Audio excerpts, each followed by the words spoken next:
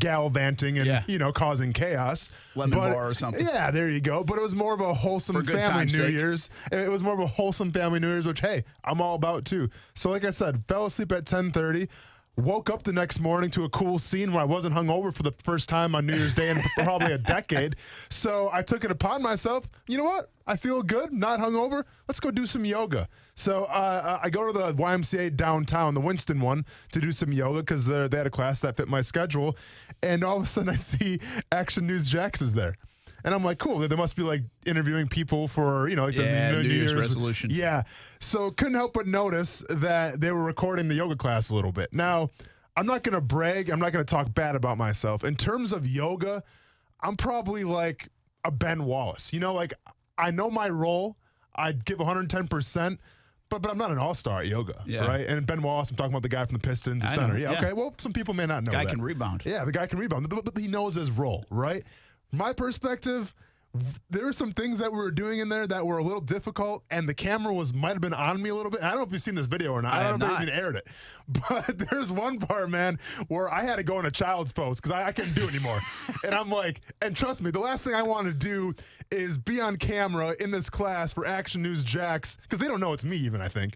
Being on camera in this class, and then, for millions of people to see when they watch TV. So hopefully that didn't really air, because the last thing I want is like another one of those, remember Derek Harvey when he was doing the whole nunchucks things and everybody made fun of him for that?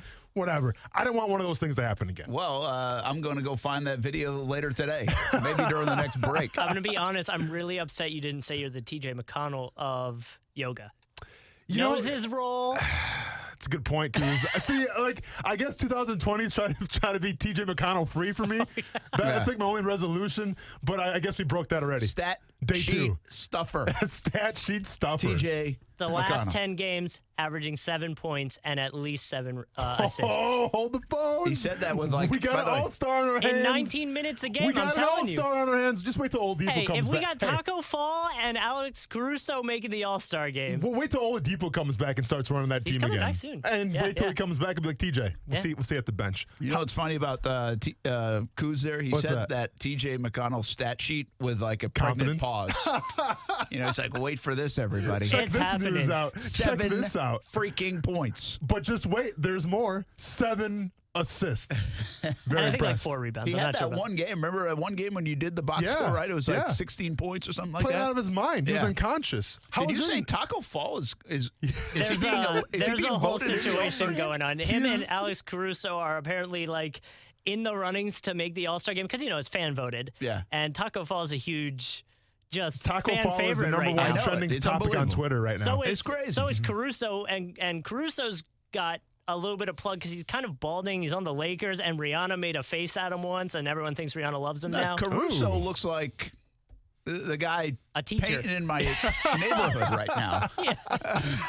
I mean, no offense to the guy painting. You look great, but you just don't look like you could play in the NBA. All right, we'll allow that. I mean, seriously, how does that guy end up in the NBA? I don't know, man. What is his? I don't watch the Lakers enough, and when I do, I watch Anthony Davis and LeBron James, and that's about it. Yeah. But why has he made it? Like, why is he so? He's a hustler, man. What's like his skill set? He's a decent shooter, a good shooter. I'll give him that. And so he kind of made a name for himself off that, and he's just got he's that hustler. He's got that passion. So like when you got LeBron, you got AD doing their thing. He's out there. You need the dirty guy. Yeah. He's willing to do it. But like Taco Fall's 7'7". Yes. So I ended up 7'6" or 7'7", right?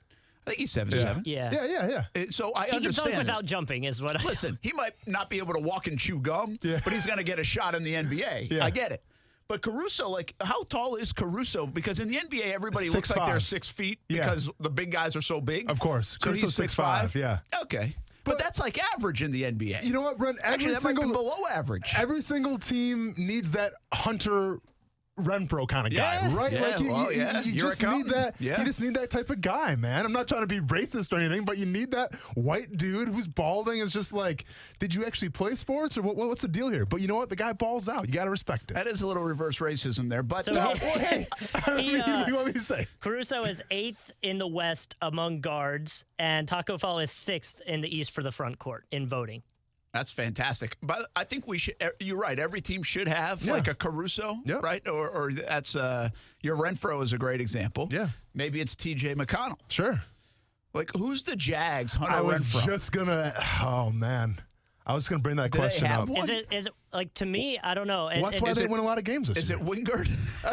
Well, the hair though, the hair puts them on another echelon. That puts you know? them in a different kind of category, right? See, Yeah. like, to me, I was gonna Cody say Davis? Lambo just because of the passion Oh, and he's don't- consistent. don't do you that can, to Josh you Lambo, can man. bank but on all, him. but all Dude's kickers, stylish, but man. but all kickers are like white. Yeah. Yeah, but dude's rocking a fedora, man. Like Hunter Renfro's not rocking like these tailored 3-piece suits and a fedora. All right, that's not Hunter Renfro's MO. I feel like. No, I could be wrong. But you're also, I mean, it's the look along with the position he plays Yeah. and the production, too. I Yeah. mean, he deserves to be there. He's earned every bit of being there. In fact, they were very good when they had him, and when they lost Hunter Renfrow, the Raiders kind of went, that's when Yep. they started to tank a little bit. I'm not saying he was the only difference, but who would that guy be? Cody Davis, I mean, he's a special teams guy. I don't feel Would like, it be Minshew? I mean, you know what? It's not a bad. You know what? It's not a bad It might be, call right? there, Because he's Cruz. got that like Minshew. look. Yeah. Someone said, Because Michael Walker, if he didn't fumble every time he returned a kick, Yeah. he might fit the bill. Like Yeah, if he for actually sure. was productive. Yeah. But that doesn't fit the bill. He's not productive enough. no, for sure. You know, Minshew might be the guy. Well, especially like, hey, I'm not trying to hit on his style at all, but like when he tucks in like the dress shirt and everything, he looks like the coolest substitute teacher of all time. You know what I'm saying? Like, oh, Minshew's here today. Like, yeah, class is gonna be awesome. Like, he looks like a cool dude. So you know what, Kuz? Good call. I think Gardner Minshew is the Hunter Renfrow of the Jaguars. That is a really good call. And, you know, I wonder that sometimes because you're around these guys so much. Sometimes I'll do this thing where, what if they weren't good at football? Mm-hmm. Like, and sometimes you'll find people like that guy would be the biggest dork ever if he wasn't good at football. Like I'll say that. And I won't tell you who. Like I'll say that about. Yeah, It might not yeah. be the Jags, but I'm just saying it might be in general, like superstar people. Yeah. But if they weren't good at sports, you'd be like, this guy. I mean, who's going to be going to lunch with the guy? Absolutely. You know. So. But like I don't think Minshew fits there. Like Minshew's the guy who's getting along with very everybody. intriguing. Yeah. I mean, Minshew looks like he's going to chop down a tree one day. Yeah. Going fish the other day. Yeah.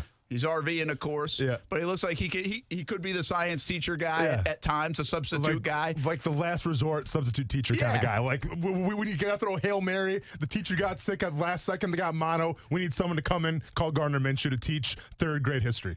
Like kind of like the was the show that you told me to watch on my way to Oakland, and I did. Oh, did you watch it? I did. Eastbound and Down? What'd you think? Pretty good, right? It was kind of. I almost flipped it off like a bunch of times, but then it it's kept me going. inappropriate. Yeah. There's a lot of inappropriate things. I don't in it. mind the inappropriate Okay, nature I got of it. you. Well, but I think was on the edge of like, all right, this is so stupid.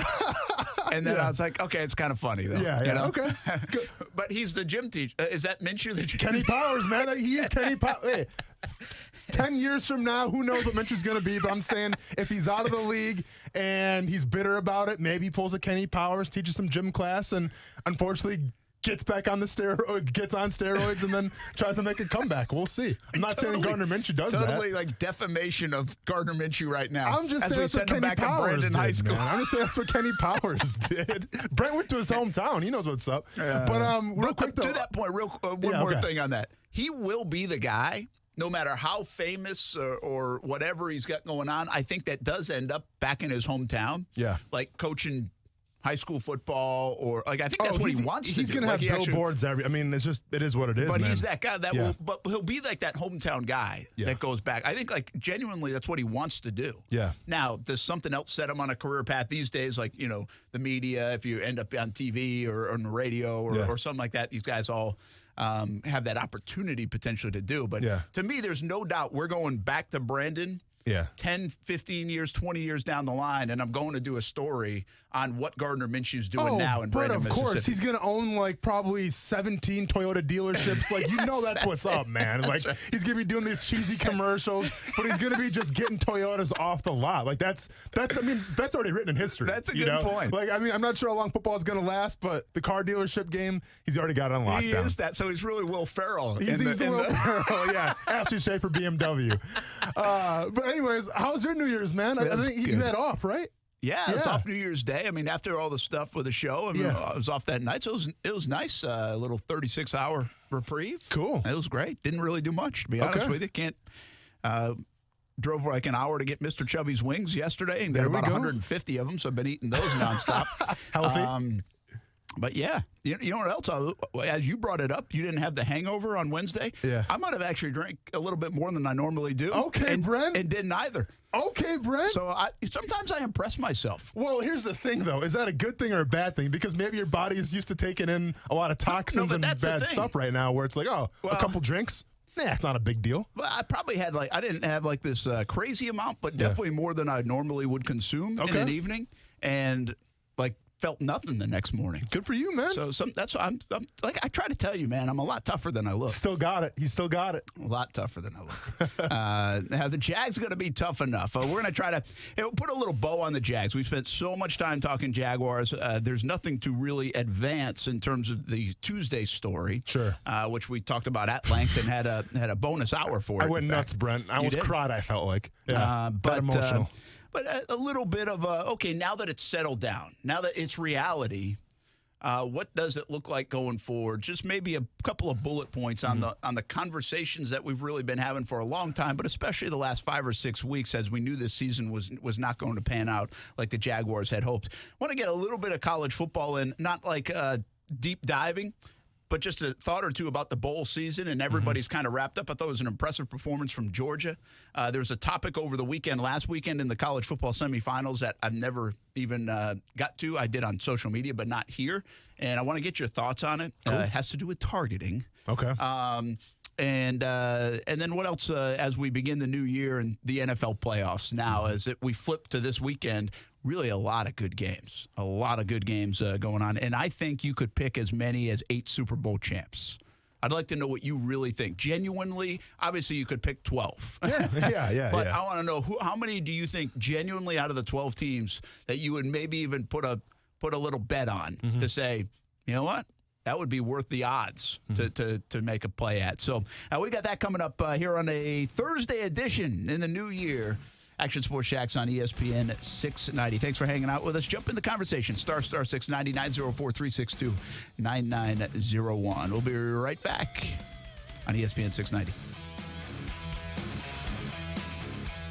Action Sports Jacks with Brent Martineau on ESPN 690 is brought to you by Best Bet Jacksonville and Orange Park. Now, the first alert forecast on ESPN 690. Partly sunny to partly cloudy today. Mild temperatures reaching the mid to upper 70s inland, lower to mid 70s closer to the coast. We'll see more clouds tonight, just 60 degrees for the morning low on Friday. With your first alert forecast, I'm Action News Jax meteorologist Garrett Biedenball. The Weather Center is brought to you by Beards Diamonds, your local diamond store for 39 years in the St. John's Town Center or at beardsdiamonds.com. Hey, boss, check this out. 'Twas the week after Christmas, a scene to behold. At the do-it-yourself alarm company, what was about to unfold? So many alarms being returned in frustration by unhappy customers all across the nation. The power dome was ugly, the cords are on the floor, and no local monitoring was a problem for sure. But smart folks are out there and they shop around for the best security company that can be found. The name is Safe Touch. Security is their game. Safe Touch is the best. The others are just lame. What are you on Safe Touch's payroll now? What, you don't like it? Just so I know you haven't completely lost it, tell me the Crooks Are Us motto again. Stay away from Safe Touch houses. Yeah, and don't you forget it. Sorry, boss. Crooks know to stay away from Safe Touch houses. Hi, I'm Lester Jackson, president of Safe Touch Security Systems. No one beats our technology or our price. Call Safe Touch today at 888-723-8682 or go to safetouch.com. State license number EF233. It's time for some straight talk. You know those football players who are all talk, no show? Well, big wireless carriers aren't much different. Well, Straight Talk Wireless doesn't give you the hype, just the savings. For just $45 a month, you'll get the unlimited plan with 25 gigs of high-speed data, then 2G. No contract. All on the same 4G LTE networks as the big guys, but up to half the cost. Savings delivered right to your wallet. Only at Walmart. Savings may vary. See terms and conditions at straighttalk.com. The Home Depot delivers on your terms. Just say when, where, and how. Get free delivery on over 1 million items. No membership required. Need it fast? Order in-stock items online and pick them up in as little as 2 hours. Or tell us when you'll be home and we'll bring your order to your front door today. It's a good time to be a doer at the Home Depot. How doers get more done. Visit HomeDepot.com for details. Be a part of the city's only night ride and motorcycle giveaway. Join us Friday, February 7th for the Legacy Law Enforcement Foundation's 15th annual Light the City Ride. This police-escorted ride benefiting local charities will feature a new route, including St. Johns County. Ride starts at our Adamak of Jacksonville location. It ends with music and dinner provided by Carrabba's at our new Adamak Harley-Davidson of St. Augustine dealership, where we'll be raffling off a 2020 Harley-Davidson motorcycle. Get your ticket to ride today, in-store or online at AdamakHarley.com. Kick off the new year at Renna's Pizza. Want a fresh one? Renna's has fresh ingredients, fresh food throughout the menu, and the pizza is so fresh and so good. Hey everyone, this is Brent Martineau. We love bringing the show to Renna's Pizza. We know we'll eat well, and we were at the Neptune Beach location recently. Perfect setting to hang out, eat, drink, and watch the games on TV. Renna's has you covered with 5 locations in Northeast Florida, Marsh Landing, Bay Meadows, Argyle Forest, San Jose, and the newest location in Neptune Beach. Kick off the new year at Renna's Pizza. This is Action Sports Jax on ESPN 690.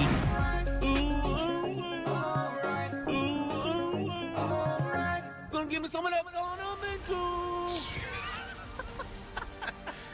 Kuz. It's unreal. That's the most impressive thing Kuz has ever done. Oh, without a doubt. Here on the show. That was very nice. It's the best use of star 690 ever.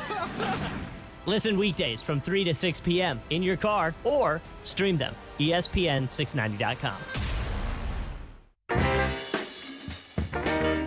Hey, I'm Jay DeMarcus from Rascal Flats, and this is Action Sports Jax.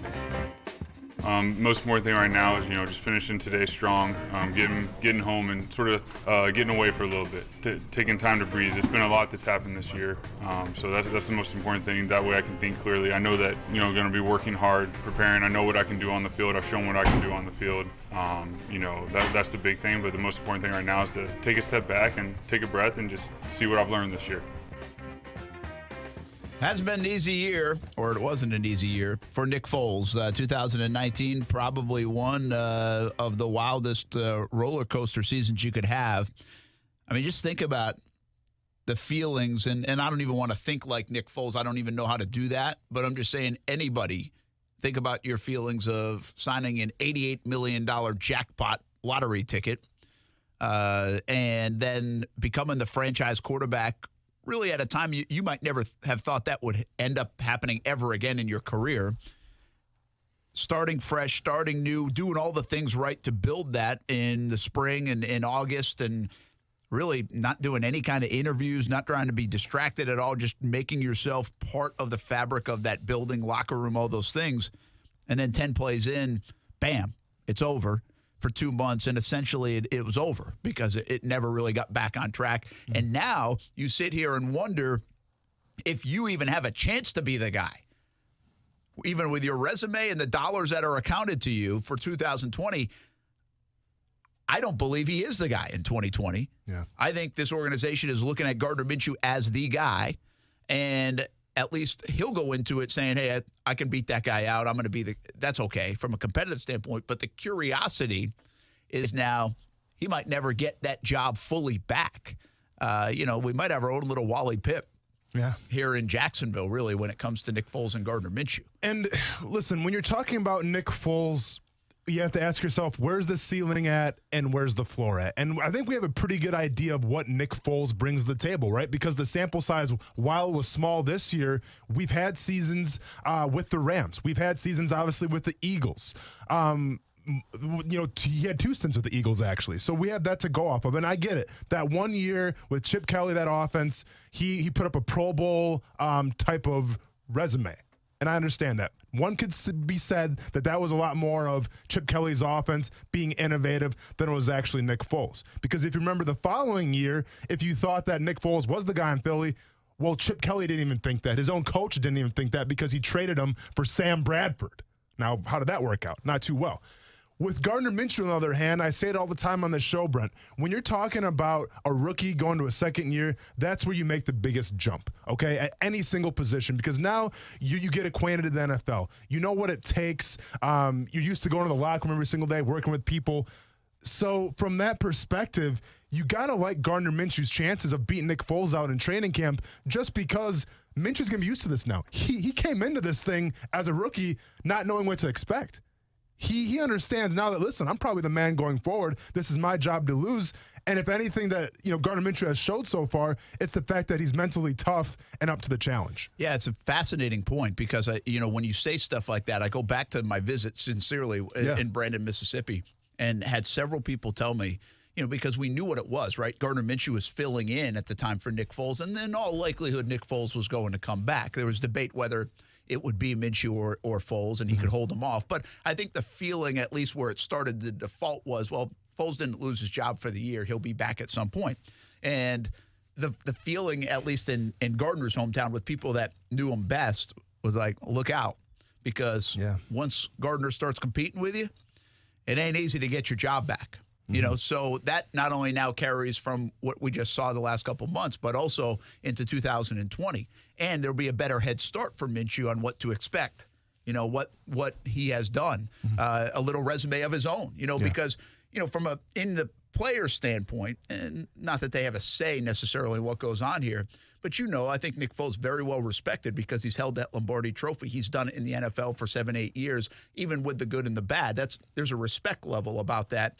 That, again, even if folks will say, and they get mad when you say Super Bowl MVP and Super Bowl winning quarterback, it's the ultimate respect in a locker room that you've won one and you were part of one, no matter your role. And he had a pretty big role. So at least now Gardner has a little bit more footing in that locker room because they've also seen him come from behind in Oakland, come from behind in Denver, do some pretty cool things as well, see his celebrity rise, and there's some believability now in it too. So I just think even the dynamic amongst players and teammates looking at both these guys, and my guess is from a politically correct point of view, most of them would be like, hey, man, we could ride with either one. We like both of them. We feel like we can do good things with both of them. But the reality is, I think there's momentum for Gardner Minshew, even with the resume of Nick Foles. And that's got me almost thinking to the point, where is Foles going to be mentally when he does get away from it, comes back and starts diving into it? Would he even, in his camp, tell some folks and say, can you get me out of Jacksonville? Yeah. Would he even go that far to say, get me out of here if you can? I know I've got a big contract. I know it might be tough, but hey, agent, this might not be the best place for us right now. And I think if you're talking about Nick Foles, Brent, the deck is stacked against him because it was interesting to watch Gardner Minshew when he first came in for Foles after Kansas City in that press conference and just hearing what he said, I was like, I'm just kind of holding down the fort until Nick Foles comes back, right? Well, then Nick Foles gets benched again. Minshew comes back in. And then watch how his demeanor changed. Watch how Minshew started to get a little more swagger about him, a little more confidence. I don't want to say arrogance. I'm going to say confidence about him. And you saw that, reach its head point, reach its peak during the exit interviews when everyone's asking, like, hey, so compared to the rookies, you're so he's like, well, I was the best one. It was at that moment where he's like, this is my team now. I held the fort down for Nick Foles to come back. He didn't take the job. He didn't take the reins. I came back in, and this is my team now. And I think that's how Gardner Minshew is going to approach this offseason and then obviously approach it coming back to OTAs. We're like, this is my team now. I respect Nick Foles. He may have taught me some things, but this is my team. And on the other standpoint with Nick Foles, you got to wonder, how is he going to change up his style now? Because we talked about Nick Foles coming in here, Brent, and you mentioned it, the Super Bowl MVP, right? When you come into a new team, the team immediately gravitates towards that because you have nothing left to gravitate towards. Like, number one, he's the quarterback. Number two, he won a Super Bowl. Why wouldn't you kind of lean on that guy a little bit? Why wouldn't you pick that guy's brain? And why wouldn't you follow him through the battlefields? Because he is conditioned. He has been there before. We saw it with Malik Jackson, and we saw it with Calais Campbell a little bit. Even though he didn't win one, he had been to one. Correct. Exactly. But then when things start going awry, and when things start, going in the losing favor, well, then that Super Bowl MVP, it doesn't mean anything anymore because at the end of the day, it's what can you do for me now? What have you done for me lately? And Nick Foles hasn't done that much for the Jaguars lately. And I think we were talking about Nick Foles. Remember, this past offseason, he didn't throw at anybody. Remember, he came in and said, I didn't really throw a football at all during the offseason. I kind of took a little break and then came to OTAs and get the timing down. To me, that's crazy. To me, that's a guy who thought he had it made. To me, that's a guy that's like, you know what? I'm the $88 million man. I'm all good. Because you got to think, if you're coming to a new team, why would you not at least try to build some rapport in OTA, before OTAs. Like, at least learn people's names, learn people's personalities. Don't wait till you get to the stadium to learn that. And I get it. I'm not a quarterback. Maybe I'm speaking out of line here, but I'm just thinking, I think Nick Foles winning this season, obviously thinking he's going to be the man. And I'm curious to see how he's going to handle this up-and-coming season, knowing now that he's got the deck stacked against him. Well, and in that point, I mean, I could play devil's advocate and say, listen, Blake Bortles did that every year, and it didn't really materialize in anything. And maybe Foles learned didn't over Blake the time. Bortles go to California, though, and was thrown to some guys, though, as well? That's what I'm saying. Like, he did that every year. Yeah. He threw to guys a Okay, lot, I got and it you. didn't materialize. Sure. So maybe each has its own method. I don't know the list of quarterbacks that have and have not, and what their results have been. But for whatever reason, Nick Foles did not. I want to get back to Foles in a second, but you had a great thought on the look where Gardner has come from. And maybe even give me a little bit of a TV idea. Thanks for helping me produce. You're welcome. I talked to Gardner Minshew after, I want to say, I think I missed the last preseason game. So it was after one of the preseason games, I was doing sidelines. And I remember asking him something to the effect of, like, hey, this could be it. This is your last time, right? And he's like, well, yeah, hopefully you don't see me. He essentially said, hopefully you don't see me again. Exactly. Because Nick's winning football games and staying healthy, and I'm just here to learn. Sure. That's where he was. Yes. I mean, he almost said, I'm paraphrasing, but he basically said, yeah, hopefully you don't see me again. This is it. And now I was going to refer to the exact same quote. When I asked him about those other rookies, he essentially said, I'm better than those guys. And he did say, I'm going to be a great quarterback in this league. So what he proved to himself this year, and I'm not saying in August he wouldn't have said, I'm going to be a great quarterback in this league someday. He just didn't know it was going to materialize that fast to kind of give him evidence that he can play in this league and can be very good. So I think you're spot on there in terms of how he shifted and how he's now going from saying, yeah, I mean, I'm just part of this quarterback room and part of this team. If you need me, I'm here for you. To saying, this is my team, and I'm going to take these guys to where we need to go. And you said the most important thing. He proved it to himself. He didn't have the media. He didn't have us talking about him saying, oh, yeah, Gardner Minshew looks pretty promising, man. He's got some good plays here, some good plays there. He could be the future down the road. It doesn't matter what we say. And if he hears that, more power to him. But it matters what he thinks. And you saw that transition, Brett. Once he got the confidence and understood, you know what? This is my team now. Once you make that next step, being a rookie, knowing it's your team, the sky's the limit. Because the biggest thing is the mental gap, I feel like. Yeah, I've asked that question to just about every rookie and young player that's come in here in the last 12 years and beyond, really, when I've covered the NFL for 20 years. And to be honest with you, it never really gets a great answer. Sure. But I actually believe it's a truth thing. I think when you jump from college football to the NFL, and maybe when you jump from high school to college, whether you know it or not, there's a subconscious thing of, do I really belong here? Like, this is the cream of the crop. You know, I'm sure you had to ask yourself that. Absolutely. And coming from Murray State, be like, can I play at this level? Absolutely. Like, and a great example of it, Gardner Minshew proved that he can. He won 6 games. Quincy Williams, I'm not sure, has proven he can. And he might still be wondering that a little bit. He might be like, you know what, I can do it, but I've got to fix this and this. And it might take until sometime next year for him to actually do it on a consistent basis to believe it. Correct. So I do think there is like this test internally, whether you want to admit it or not. They say I belong or not. Hey, more on Nick Foles. I got another thought on that real quick. Will he ask out of Jacksonville eventually? Should he? And a mistake I thought Foles made in the offseason and had nothing to do with throwing a football. That's coming up next on ESPN 690. Golick and Wingo. Gargon Mike Tannenbaum. Our front office insider joins us in studio. It was not a fluke. Like, Miami matches up really well against the Jets. I feel like if they had played 10 times, Miami would win 6 or 7 of that. That's not Adam Gase's fault. I'm not saying that he can't do a better job, but when you look at the totality of it, when you hired him, did you expect to get what you've gotten so far? Does he have a growth mindset from learning from what happened in Miami, both good and bad? And do you feel like you can continue to partner with him moving forward? Golick and Wingo. Weekdays at 6 Eastern on ESPN Radio and ESPN2.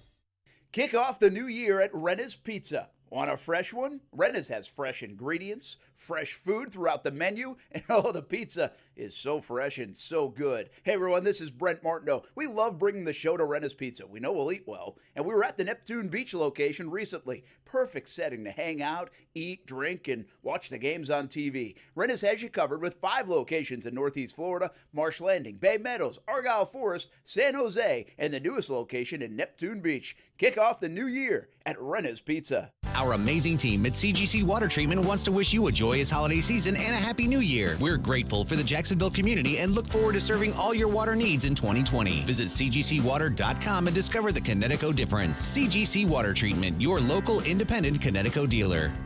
Happy holidays from Mr. Chubby's Wings, the best wings in town. Hey everyone, it's Brent Martineau. It's not just holiday season. It's football playoff time. It's bowl season. It's party season. Bring the party to Mr. Chubby's Wings. 2 locations, the West Side and Fleming Island. Eat off that fantastic menu, including those maple Cajun wings. Have some beverages. Watch as much football as you want. Or you can bring the party to your house. Just order some wings and take it home. Mr. Chubby's Wings, 2 locations, the West Side and Fleming Island. Chub it up with the best wings around. This is Action Sports Jacks on ESPN 690. These guys can't even make a play. I mean, even Calais, I love Calais, but Calais isn't making a play that's like changing games. You ask how it goes bad. If you don't make plays in the NFL, even at a minimal level, yeah. I mean, you're screwed. I mean, you can point to every game in the NFL, and guys are doing it. Really, for one of the few times this decade, even as much losing, we're saying that they can't even make a play. Not the play, but a play. Listen weekdays from 3 to 6 p.m. in your car or stream them. ESPN690.com. Hey everybody, it's Brent Martineau from Action Sports Jacks. There's a good chance you have a smart speaker, so use it with ESPN 690. Stay up to date on the Jags and all things sports by telling Alexa or Google to play ESPN 690. It's as easy as that. Make sure you listen weekdays 3 until 6 p.m. on ESPN 690. Brent Martineau. You see him every day on CBS 47, Fox 30, Action Sports Jag. Austin Lane. He's a former Jag star and current MMA fighter. Broadcasting live from the Anajar and Levine studio. This is Action Sports Jacks on ESPN 690 and ESPN690.com. The thing I realized about the Super Bowl year was if I didn't have that year in St. Louis, it would have I don't know if I'd have been able to handle everything that came with me. This year's probably been 10 times as hard as St. Louis. So the magnitude of growth and learning from this year is way more than that. But I'm in it right now, so it's hard to see everything. So I'll be able to see everything. Probably months down the road, it'll be revealed to me at the right time, and that'll be a beautiful thing. Well, that's Nick Foles on Monday talking about things, and I think in a better place than he was a few weeks ago, trying to understand and comprehend all this, what happened. Again, it's a tough spot, man. I think there's been a lot of negative things about Nick Foles and kind of attacks on him. I think he's a good dude. He's obviously, at peace at who he is and how he thinks and how he plays and all those things, which is kind of a cool place to be, I believe. Where everybody's seemingly trying to find themselves, day in, day out, year in, year out. And he is comfortable in his own skin. Not many different than Gardner Minshew, and what we applaud Gardner Minshew for being comfortable in his own skin. Correct. I think we've talked about that before. Yeah. But it's just not as well received sometimes in a losing way, and especially in this city where there's been so much losing going on. So I think he's gotten a lot of negative play, and probably so much so and too much so. But it brings me to a point where I have said this, again, more in private to people about the Nick Foles situation. And I don't want to be hypocritical here because I get what he was doing. But in hindsight, it was the wrong way to do it. And here's what I'm getting at. When he got here and he was introduced and, we had Sky Action News Jacks flying over. That's how big of a signing it was, believe it or not. Yeah. So he gets here and then he goes away and then they come back for OTAs and he does all those things. He does his media once a week at the podium and he's fantastic. But what happens in these situations when you get a new person, a new player, a big player like this, or new coach, whatever happens, you try to get like a sit-down interview with him. You try to get a one-on-one with him. And he told basically the PR staff and everybody, he's like, listen, I don't want to do any of that right now. Mm-hmm. Like, I don't want my teammates to look at me. This is what I think he said. I don't know exactly what he said. I don't want my teammates to look at me and say, look at that guy starving for attention, getting all the attention. He's the guy on this pedestal. I just want to be one of the guys, essentially, And I think there are a lot of probably quarterbacks that do that. I bet Tom Brady has a hard time doing that in New England, but tries to make everybody feel like he's one of the guys, even though he's like this god of football, Think about a young guy going into that locker room. Mm-hmm. Well, coming in, Nick Foles, he wasn't Tom Brady, but he had the resume, the Super Bowl ring. He got paid all this money. And so naturally, everybody in town was like, whoa, that's Nick Foles. And I think he tried to avoid that, is what I'm getting at. And he didn't do national interviews, local interviews, anything. This is not me, by the way, like, why didn't you do an interview with me, Nick? That's not what I'm saying. I think this was a strategy by him to say, I just want to be one of the guys, and I don't want this to be about me. That's it. Yeah. And so that's fine. I respect that, and that's okay. And what I really respected about it was he not only did that to us, but he did it to the national guys. You know, so I really respect the fact that he did that. Well, I think as I thought about this a little bit more, especially after everything that he said in front of a podium and it wasn't being received very well, I think that was a big mistake. And here's what I mean by it. I think Nick Foles has now been here in Jacksonville since March. And I got to be honest with you, I don't know Nick Foles any different than I know some guy I walk in and meet at the supermarket. Sure. I really don't. I mean, I know his resume. I know what he's done. I know he's a football player, all this, but I can't tell you much about him. Sure.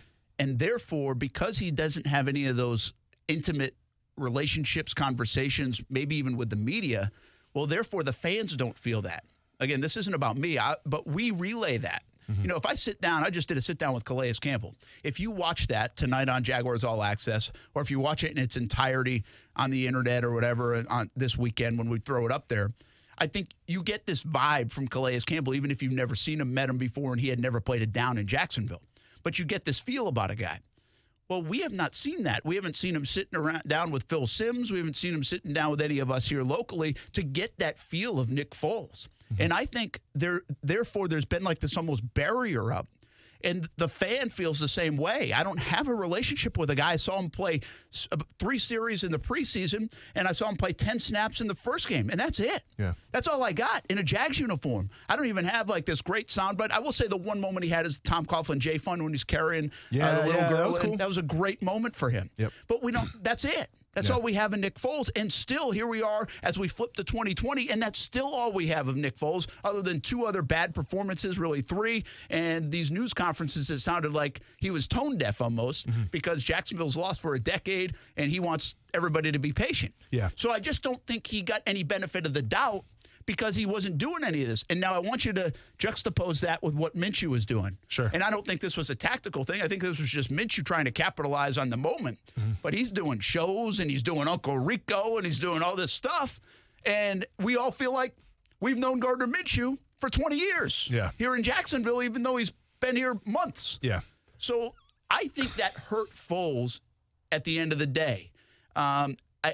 I just feel like if I would tell him to do it all over again, I would say, man, that's awesome you're doing that for your teammates. Well, but you might want everybody in town to get to know you too. And therefore you get a little, if you like somebody and you feel like you know somebody, you're sure as hell willing to defend them a little bit more.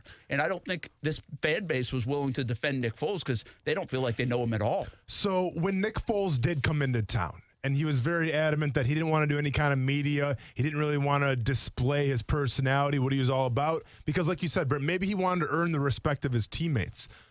But at the same time, I'm here to tell you, I don't think his teammates really care. Because when we talk about, you know, an NFL locker room, it's made up of prima donnas and egos. You know, like you have Jalen Ramsey driving in a Brinks truck. Like there's media attention guys everywhere. So Nick Foles not, you know, coming out and doing the media, maybe it was for his teammates. Maybe it was just for his own psyche where he's like, listen, I'm coming into a new situation, a new culture, a new city. The last thing I need is more distractions, more energy to spend on things that aren't related to football. Maybe that's it. I have a hard time believing he did it for his teammates, but who knows? I'm not Nick Foles. But at the same time, think of it like a movie trailer, okay? Like when a movie trailer comes out, what do you say? That looks good, that looks bad. Now, if you don't watch a movie trailer, and like Nick Foles didn't put out a quote-unquote movie trailer, well, then you go off by word of opinion, right? You go off by saying, man, this movie was good. You got to check this out. Have you seen the trailer? No, I haven't. But you know what? Your word says it's a good movie. I might go to the theater and watch that movie.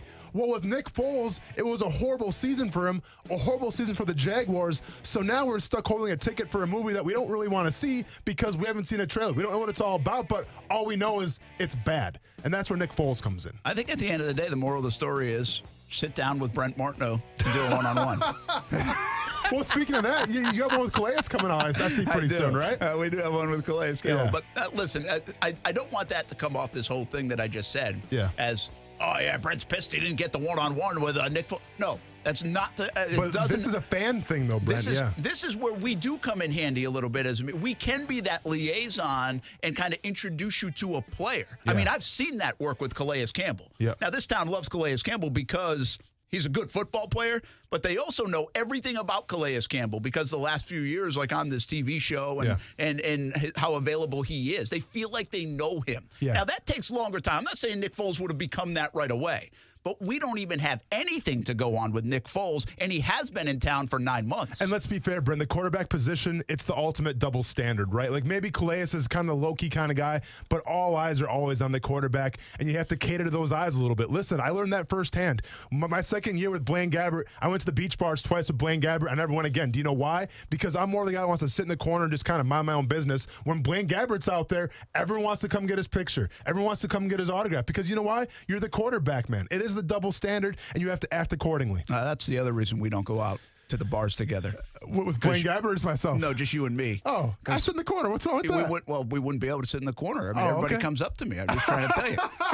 Listen, truth be told, I was at Sawgrass, and like Brent Martineau was like the Blaine Gabbert of Rick's beach bars at Sawgrass. I do never, ever again want to be compared to Blaine Gabbert. Okay, well, That's it. 2020 is off to a bad start. One and done. We're back on McConnell and ESPN Blaine 690. Gabbert. Woof. Hey, it's Coos from Action Sports Jacks on ESPN 690. Now, I know there's a ton of ways you can listen to the show, but did you know one of the ways is through a smart speaker? Yes, the Google Home, the Amazon Alexa. It's pretty easy to do. Just tell either of them to play ESPN 690. Try it out weekdays from 3 to 6 p.m., and you can listen to Action Sports Jacks.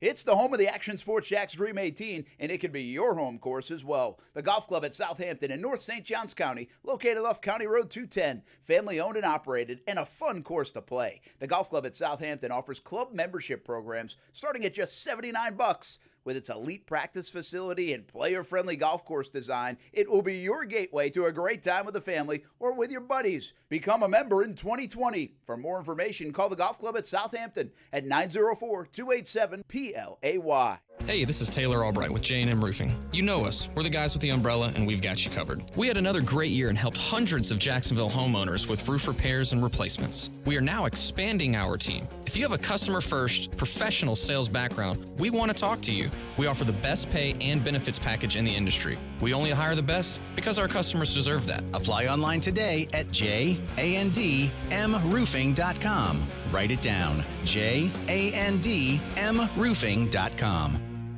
Bold City Heating and Air wants to wish you and your family a wonderful holiday season and a happy new year. Also, a special thanks to the Jacksonville community for making 2019 a great year. Whether you're hot or cold in 2020, we can take care of all your HVAC needs. Be bold in 2020 with Bold City Heating and Air. BoldCityAC.com. Tax problems can be extremely stressful and cause financial devastation. The tax attorneys at J. David Tax Law are right here in Jacksonville to be your personal advocate and resolve your IRS or state sales tax issues. J. David Tax Law focuses on your needs and case outcomes. Don't be fooled by these big out-of-town tax companies that only focus on getting you to sign up and pay without even working with an attorney. At J. David Tax Law, only highly experienced tax attorneys will represent you. Get the help you need with tax debt, payroll taxes, bank levies, wage garnishments, tax liens, and unfiled returns. If you have federal or state sales tax debt, have a sit-down with J. David Tax Law. Never trust your tax situation to anyone you can't walk in and look in the eye. Your first step is a no-cost consultation. Call J. David Tax Law at 904-507-4777, 904-507-4777, or go to jdavidtaxlaw.com. There's a new sports medicine practice in Jacksonville. Hi, my name is Stan Longenecker. Hi, I'm Dr. Grimsley. I'm Dr. Michael Adams. Ortho Edge. We don't use PAs in my practice. We believe that the patient pays money for a doctor and should be seen by a doctor. They're getting the most technologically available medicine there is. Ortho Edge. You're going to get a much better experience with your physician. We all see our patients every time. Find out more about us at orthoedge.com. We're in the DePaul building attached to St. Vincent's Medical Center, Riverside. Trust, tradition, and quality. A winning combination to feel good about your home. Sometimes it's just that time to replace your roof. Or maybe you need to fix your roof after a recent storm. Hey, everybody, it's Brent Martineau of Action Sports Jacks. And there are so many roofing companies in the area. But which one can you trust? Let me tell you about my friends at Jack C. Wilson Roofing Company. Trust a family-owned business with owners that grew up right here in Jacksonville. Talk to the owners directly. Get free estimates. And you can trust Jack C. Wilson Roofing to walk you through each step of the process. Tradition? Jack C. Wilson is a name you know. The longest-standing roofing company in Northeast Florida. They have been repairing and replacing asphalt shingle roofs since 1946. How about quality? A roof you will tell your neighbors about. Quality from start to finish, shingle by shingle. You can request a free estimate at jackcwilsonroofing.com. It's the first name in Jacksonville roofing. And make sure you let them know Brent Martineau sent you. This is Action Sports Jacks on ESPN 690. A sewer troll? Where does that come Well, from? Brent, like trolls underneath the bridge. Well, imagine a troll that lives underneath a sewer. It's not good, okay? Yeah. The Jags are a sewer troll. And she's got a horrible personality as well.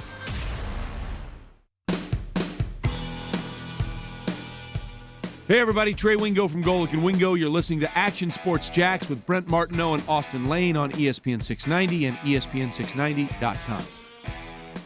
My last warm-up in San Diego was week 4 in preseason. We were in San Francisco, and I told the then assistant special teams coach, I said, I figured it out. I'm not going to miss anymore. I've missed 4 times in 3 seasons. I mean, I don't think there's anybody better than that right now. So a lot of it is Doug bringing me in, giving me a shot, and say, hey, go make it. And having that confidence in me. Joe D. Camillus has been just a saint for me. He kicks my butt when he needs to, and he, encourages me when he needs to. I don't think he's ever praised me, but that's okay. That's Josh Lambo. What a season. Hey, Kuz, do you have more of the Lambo stuff cut up? I didn't ask you for this.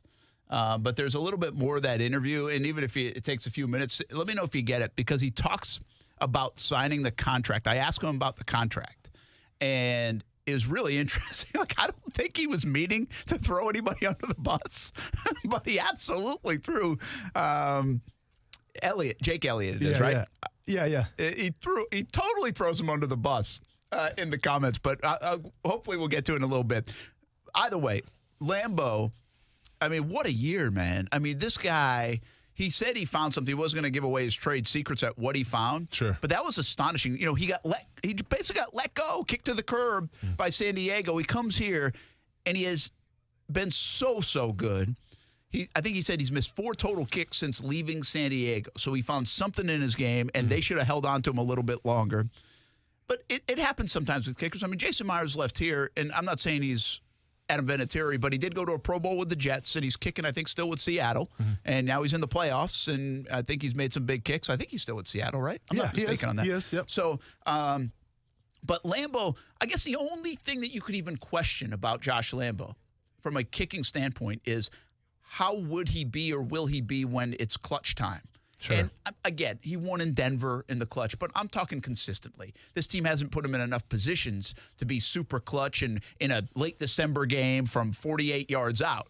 I mean, it's fair to ask that and wonder that because we really haven't needed that out of Josh Lambo. But the numbers are absolutely ridiculous. They're asinine, in fact, how good they are. Yeah. You don't usually use that word asinine in that kind of context, but it's unbelievable how good he is and has been, even from over 50 yards. Hasn't missed at home, and he should be in the Pro Bowl, and he should be an All-Pro. Absolutely. He really should. He's better than Justin Tucker. He said, did he just say that right there? But he says that in our interview. Like, Justin Tucker's one of the best of all time. Yeah. But basically, I was better than him this year. Listen, I think a guy that we haven't really given a lot of credit to this season just because it has been so abysmal, but Joe DeCamillis, one could wonder if that he had a great effect on Josh Lambo, because it's funny hearing Josh Lambo speak about Joe DeCamillis. And I had Joe D actually in Chicago a little bit. I played on special teams, so I kind of know his style a little bit.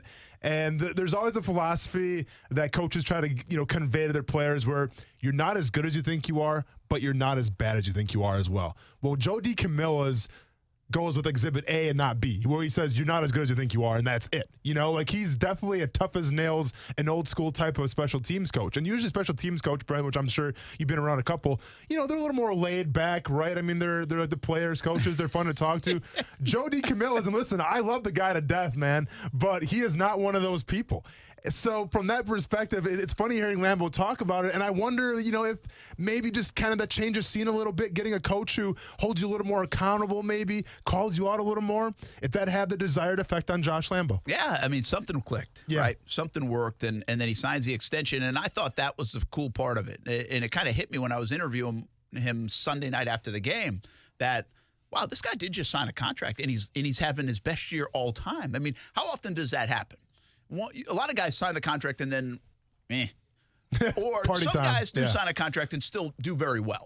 It's not. We hear about the ones that sign the contract and then it's just Yeah. But at every position, a lot of guys sign a big contract and then live up to it. I mean, how many contracts has Tom Brady signed and Drew Brees signed and Aaron Rodgers signed, and they live up to them. Sure. So I think a lot of guys do it, but not too many, I would gather, have their best year after they sign the contract in that next year. A lot of them do it beforehand. Like, look at Derrick Henry this year, having his best year. He's about to be a free agent. Yeah. That makes a little bit more sense, right? We see a lot of that all the time. Career year, in your free agent year, go get the big money. Yeah. But I'd love to, again, I'm deep diving and doing this, but where's Stat Boy Ben, by the way? Is he with us in 2020? Right, did he make it to 2020? My goodness. I mean, once the Nationals won the World Series, was somebody disappeared. feeding him in that basement? Because he was in the basement the whole time. I'm still convinced he was chained up against his will. But that's another story for another day. That was a little sidebar tangent right there. But I would love to know, how many seriously play their best year after signing that extension? I mean, the one that sticks out to me that kind of said, I think that trend is Albert Hainsworth. As soon as he got his money for the Redskins, it just went downhill. Like the worst day, the other way. So it's an interesting question of how many guys actually, I guess, increase their level of play. I mean, you know what? And again, that we're not in a position right now. You get darts thrown at you right now if you applaud anything this organization has done. Correct. But that is a good move. Yeah. Signing him. And to be honest with you, I'll give you another guy that had a great year and maybe his best career year after signing a big deal. Now, this was coming over in free agency, but that's Calais. Yeah. I mean, Calais had a monster year. Like, he should have been or could have been, maybe would have been the player of the year defensively in the NFL. I forget who even won it in 2017, but you could have made the case that he was. He was first-team All-Pro on the outside, second-team All-Pro on the inside, a Pro Bowl year. I mean, so actually this organization in the last few years has seen that happen a couple of times with guys that they have signed. I think A.J. Boye is another one. He comes over in that free agency year, signs that big deal, and is an All-Pro. So this organization, I just gave you 3 examples of it happening. So maybe it does happen more than I think. Yeah, and when we talk about Justin Tucker from the Ravens, arguably, in my opinion, is the best kicker in the NFL right now, right? But we don't talk about him that much anymore just because there's so much happening in Baltimore. But I guarantee, and this is where Josh Lambeau comes in. He had one of the, his best season arguably he's ever had. If you have a playoff team and you have that kicker at your disposal, Brent, that makes the world of difference. And that's why when we break down the teams later, who's going to go to the Super Bowl, obviously I like the Ravens a lot just because that kicker, yeah, sure, the Ravens are dominating teams by 20-some points a game. But when you get to the playoffs, when they're nail biters, Brent, if it's bad weather, you need that dependable kicker to kind of put you over the top. And Josh Lambeau is that guy, I think, right now. But unfortunately, when you only win 6-something games a season, you're not going to the playoffs. Yeah, and so you're not going to know. He's got a swag to him too. One thought about that coming up on the Chicago Bears. But first, before we do that, Lambeau has a swag to him. So listen to this. When asked about the contract extension, what he has to say about it. Last year, if I was going to get an extension, it was either going to be in the offseason or it was going to be after the season. I wasn't going to deal with it because there's just too many distractions. You get all the money and then the cars and the houses, and you can't do it. I very firmly, Jake Elliott got a bunch of money and then he's missed in every game since he's gotten the contract, So don't sign in the middle of the season. Do your job. Enjoy the offseason when it comes time, but until then, you gotta go 1 for 1 every time. So, to answer your question, yes, I'm glad that I've been able to perform up to my contract because that's a big deal. When you get that big contract, you have a big old target on your back, and hopefully that target's a little bit smaller now. Oh, that's Josh Lambo. Hey, Jake Elliott, just let the dirt shower over you, man. Like, he didn't even use a shovel. He used like an entire just backhoe and just moved right back and buried him. Come on, Lambo. What's up with that, man?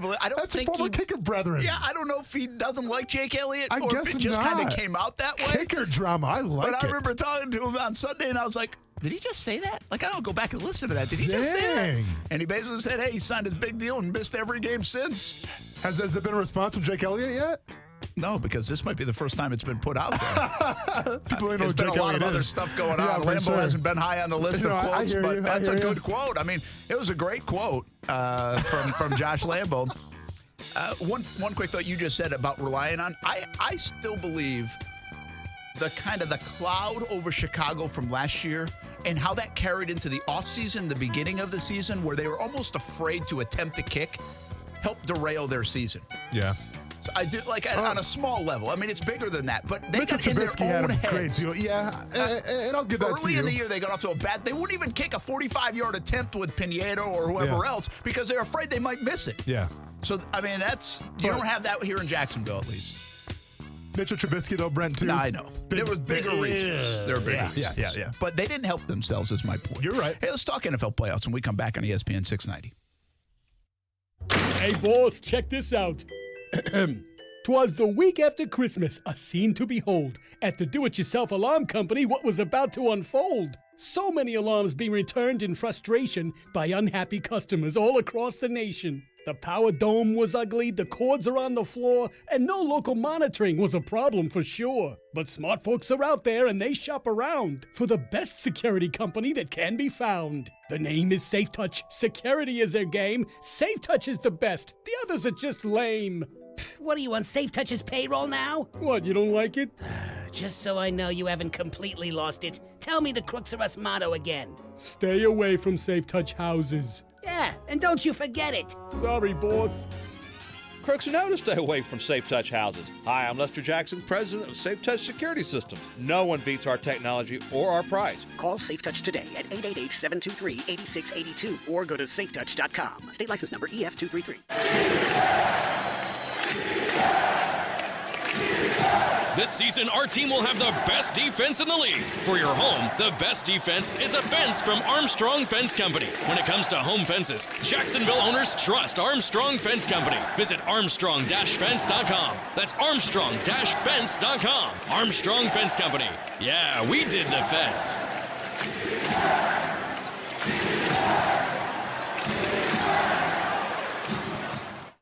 Broadcasting live from the ESPN 690 Anajar and Levine studios. Anajar and Levine Accident Attorneys. Call 904-600-4000. That's 904-600-4000. ESPN 690. Jacksonville's home for ESPN Radio. I'm Christine Lisi. This is another day in the Jason Garrett Watch. Cowboys coach having his third meeting this week with team owner Jerry Jones and executive VP Stephen Jones about his future. After missing over 2 months with a torn pectoral muscle, Texans defensive end J.J. Watt will return and play in Saturday's AFC wildcard game versus the Bills. The return of Watt certainly changes the game for Buffalo quarterback Josh Allen, notes Pro Football Hall of Famer Jim Kelly. He knows he's going to have to start throwing more short crossing patterns, not holding on to the football and wait for, the 20-yard comeback or the 20-yard square in to come into play because that's one of the things that J.J. Watt, like his brother, they like to strip quarterbacks, and I know Josh is known to fumble a few times. Jim Kelly on Golick and Wingo. Yankees starting pitcher Domingo Germán will miss the first 63 games of the 2020 MLB season as part of an 81-game suspension for violating the domestic violence policy. The 18 games he missed last season while on administrative leave during the investigation into an alleged domestic violence incident count toward the suspension. The satisfying crunch of Nature Valley Crunchy Bars can keep your family going, which means more outside fun for you. And with whole grain oats and real delicious honey, it's really tasty too. Nature Valley Oats and Honey Crunchy Bars.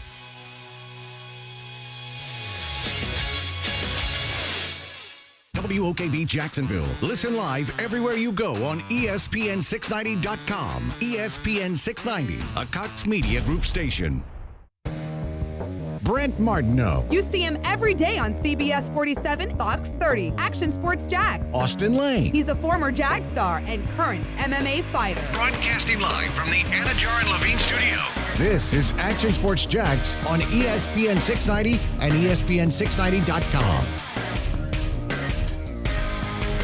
About myself, but you know what I'm saying, it's not about myself, and that's how I carry myself. I'm more of a team guy, but individual success, I want to achieve that to my end of my career. And but I'll keep in my individual success to my wife, though. I'll tell her everything, how I'm feeling, but to the public, to my teammates, and it's all about team, and that's how I really feel. That's Josh Allen after a tremendous rookie year. 10.5 sacks for him in really limited snaps.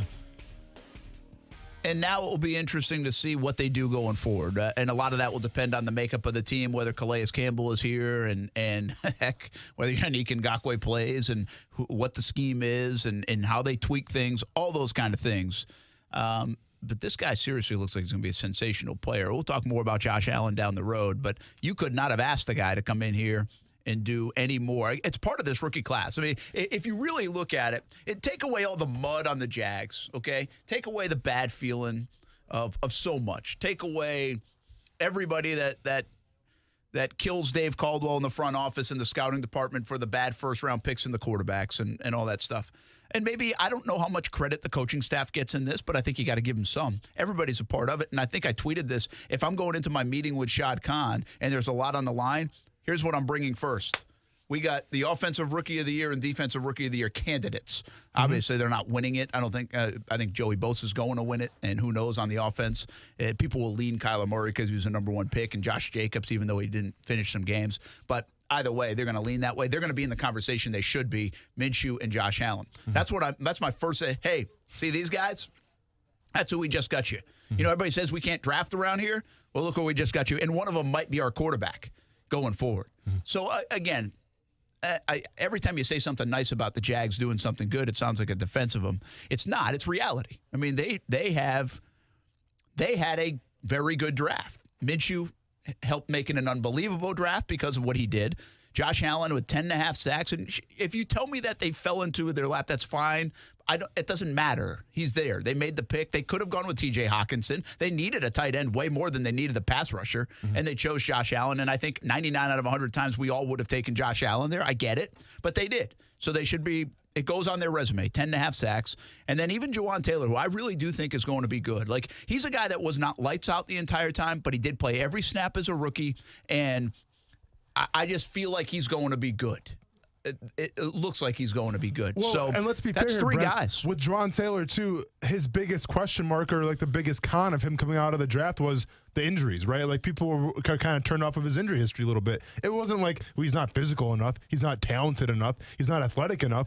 People were turned off by the injuries. Yeah. Well, guess what? Dude played the entire season, no problem. So from the Jaguars' perspective, yeah, obviously maybe took a little bit of a gamble, but at the same time, you got a first-round pick, basically, for that second-round value. Yeah, it's a good point. And I think I saw a number the other day. Most snaps out of rookies this year, Jaguars were 5th on that list. So, they are a young team. They continue. Don't sell it, Tom Coughlin. Hey, easy now. We're not selling tickets, Brent. No, I'm not. I actually said this because I sat down with Calais Campbell. We've been talking about it a little bit. Sure. And a little bit will run tonight on Jaguars All Access because some of those guys are already out of town. We do have one final show at Mellow Mushroom in Avondale. Hope you can join us. So we kind of reset the season and what going forward. But I sat down with Calais. We'll play a few minutes of that. And we'll play more of it throughout the weeks, even this weekend. And as I was going back and watching it and listening to it, there is an undertone there, though, as a guy. I even bring up veteran guys like Conley and DJ Hayden and A.J. Boye, and he stops me and says, yeah, but those guys are still young. Like, they're not old guys. Like, Hayden probably a little bit more, but A.J. Boye has really only played a couple of seasons as a primary corner. Sure. So he's got a point. Conley's still only a fifth-year guy. And his point to me, and part of the conversation is, I said it's an NFL. NFL is always young now. Like you're always young. Like there's no point to me in saying you're young because everybody's young. Everybody wants to be 24, 25 years. Yeah. But he stopped me and he said, you know what? The Patriots aren't young. He said the Patriots are never young.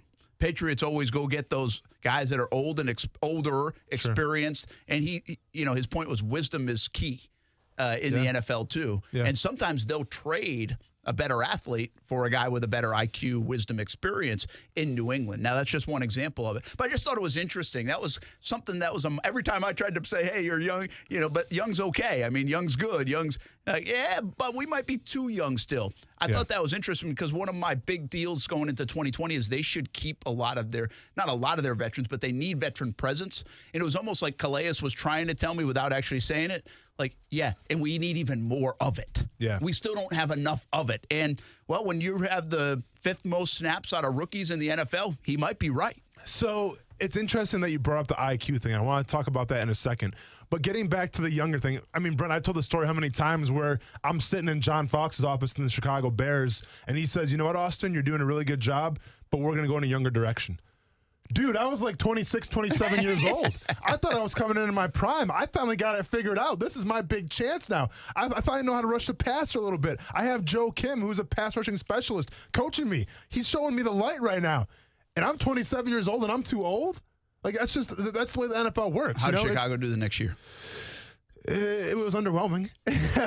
Yeah. So is Calais right? Yeah. I think he is a little bit, to be fair. And he mentioned the Patriots. Obviously, if you want to model your franchise, Brent, you want to model them after the New England Patriots. Now, there's so many outliers there. There's the Bill Belichick, thing. There's the Tom Brady thing. So it's hard to be like, well, we're going to be like the Patriots. Well, you don't have Tom Brady. You don't have Bill Belichick. So it's hard to say that. Yeah, I always hate comparing teams to the Patriots. Exactly. But from you brought up the IQ perspective. And it's something that I just thought of when you said that. So when I was at Murray State going in my senior year, and you know how college football works is where teams like the scouts can come talk to you during practice or after practice, and you just meet with them a little bit. And they're kind of getting the scouting process started before the season even starts, right? So, a lot of NFL teams came through, especially because being a smaller school, they had to do their due diligence on me because they don't want to take a chance on a guy from Murray State if they're not 100% sure. And for the most part, it was fine. I'd get on the board, I'd write some stuff up, I'd share my philosophies and all like that. But when the New England Patriots showed up, and it was about 3 or 4 times where it was just them, after the first time I met with them, Brent, every single time I'd be at practice in the morning, I look to the sidelines, and I'd see a New England Patriots, shirt, because obviously, they're rocking their gear. I'll think to myself, S word, basically.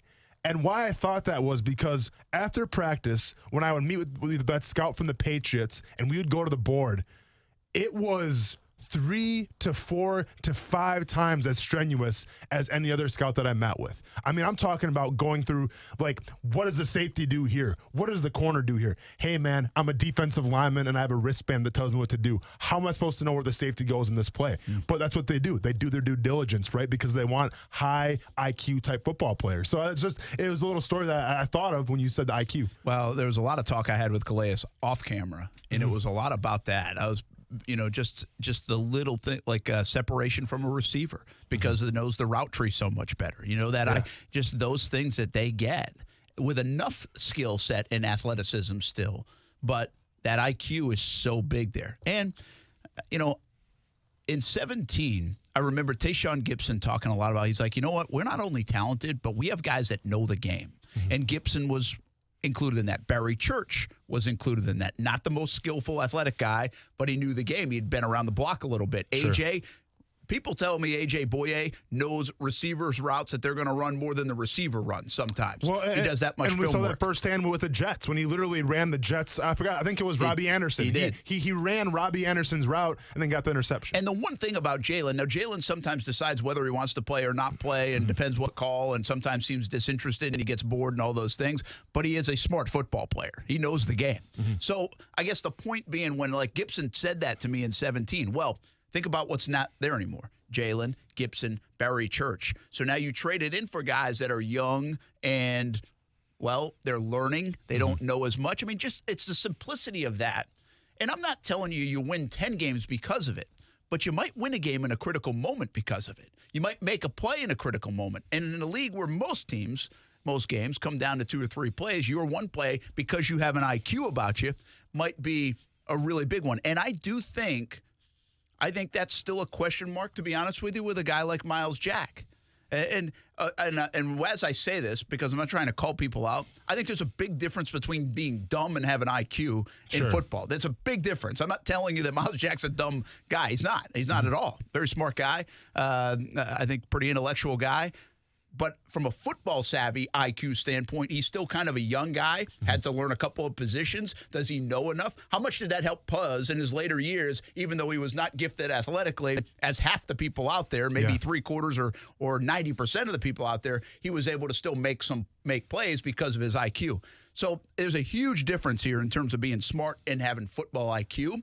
But I do think the Jaguars lack some of that, and a lot of that is because of youth. And this comes from the scouting department, and this comes from doing your draft due diligence, because it all starts in college, Brent, right? Like when I was in Murray State, my senior year, I loved playing the defense, but to be fair, we had a wristband, and it told us everything we had to do. The coach would say 1, 2, 3, 4, whatever, and I'm like, all right, 1, let's see. Okay, I'm dropping curl the flat. Easy enough. Pretty simple. When I got to the NFL, and I'm sitting in Joe Cullen's meeting room the very first day, and he goes, all right, write this play up. I looked down at my hand. Oh, I'm not wearing a wristband. Uh-oh. And here we have Joe Cullen, saying every single curse word to be in the book, because I don't know how to call it a defense. I don't know what everyone's position is. And that's ingrained with you in college. And that's the thing with college, Ben, is like, I think some of these college coaches, they're so hell-bent on making it as easy as possible in terms of the mental game, right? Like, yeah, sure, you can be physical here, but they want to make things easy on their players, because then their players perform well, right? Like, play fast. Yeah, you got to play fast, exactly, especially with the offensive-minded, offenses these days in the college football. But when you get to the NFL, you realize it's not just about what you do. You have to know what the other guy's doing, and that takes time, and then that takes reps. And if you don't get that ingrained in college, once you get to the NFL, either you have it or you learn from somebody, or you just never have it, So from that perspective, that's where the due diligence of the scouting department's got to come in. Yeah, and I also think, too, in this scheme defensively, the beauty of the scheme is its simplicity. Correct. But because of simplicity, you better have good athletes and be able to perform and let them fly and go to work. Mm-hmm. When you take some of those good athletes away, the simplicity gets eaten up. Phillip Rivers takes advantage of your linebackers that aren't really that good, and he rips you up and down the field. Mm-hmm. So it's also the criticism of it, the fact that it is so simple, but when it works well, like 17 and even some in 18 and other places that are running it, San Francisco right now, when you have good athletes, man, you just go. You have like 6, I've been told before, this scheme has like 6 different calls. Yeah. And that's probably evolved since I've been told that, but I mean, that's it. And just go play it. Yeah. But when you play those veteran quarterbacks and know how to pick it apart, that's where you get eaten up sometimes, too. And to be fair, with the San Francisco whole debate, and Kuz and I got into this during the show on, it would have been Tuesday, I guess, when you had it at the press conference. I did a whole breakdown, man, and I went off a little bit. The wide nine? No, so they call it the crash 9 technique. Crash 9. Yeah, so I get it. You have your philosophies, but you got to throw the wrinkles in there sometimes, because the 49ers saw, you know what, we got a pretty good defensive line, a lot of speed. Let's throw a little wrinkle in there and see if teams can stop that. And I think with the Jacksonville Jaguars this year on defense, yes, there were some personnel issues, but I don't think there were enough wrinkles that kind of threw offenses out, because eventually, like I said, it's a copycat league. Teams get hip to the game, and offenses will eventually beat you if you don't throw wrinkles at them. Well, we just mentioned San Francisco, the Patriots, veteran teams. Let's take a look at the NFL playoffs right after this. How many teams can win this thing? Who do you like? And I don't know if we'll find too many young football teams in the postseason. Let's try to explore that now on ESPN 690 right when we come back. Action Sports Jacks with Brent Martineau on ESPN 690 is brought to you by Best Bet Jacksonville and Orange Park. Now, the first alert forecast on ESPN 690. Partly sunny to partly cloudy today. Mild temperatures reaching the mid to upper 70s inland, lower to mid 70s closer to the coast. We'll see more clouds tonight, just 60 degrees for the morning low on Friday. With your first alert forecast, I'm Action News Jax meteorologist Garrett Beedenball. The Weather Center is brought to you by Beards Diamonds, your local diamond store for 39 years in the St. John's Town Center or at beardsdiamonds.com. It's time for some straight talk. You know those football players who are all talk, no show? Well, big wireless carriers aren't much different. Well, Straight Talk Wireless doesn't give you the hype, just the savings. For just $45 a month, you'll get the unlimited plan with 25 gigs of high-speed data, then 2G. No contract. All on the same 4G LTE networks as the big guys, but up to half the cost. Savings delivered right to your wallet. Only at Walmart. Savings may vary. See terms and conditions at straighttalk.com. The Home Depot delivers on your terms. Just say when, where, and how. Get free delivery on over 1 million items. No membership required. Need it fast? Order in-stock items online and pick them up in as little as 2 hours. Or tell us when you'll be home and we'll bring your order to your front door today. It's a good time to be a doer at the Home Depot. How doers get more done. Visit HomeDepot.com for details. We love our pets. Our furry little friends mean so much to us that we want nothing but the best. At Forever Vets Animal Hospital, we feel the same way too. Forever Vets Animal Hospital understands that you have busy schedules. That's why we're open 7 days a week and have extended hours during the work week. In case you have an emergency, remember, stay calm and call Forever Vets Animal Hospital with 6 convenient locations throughout Jacksonville and St. Augustine.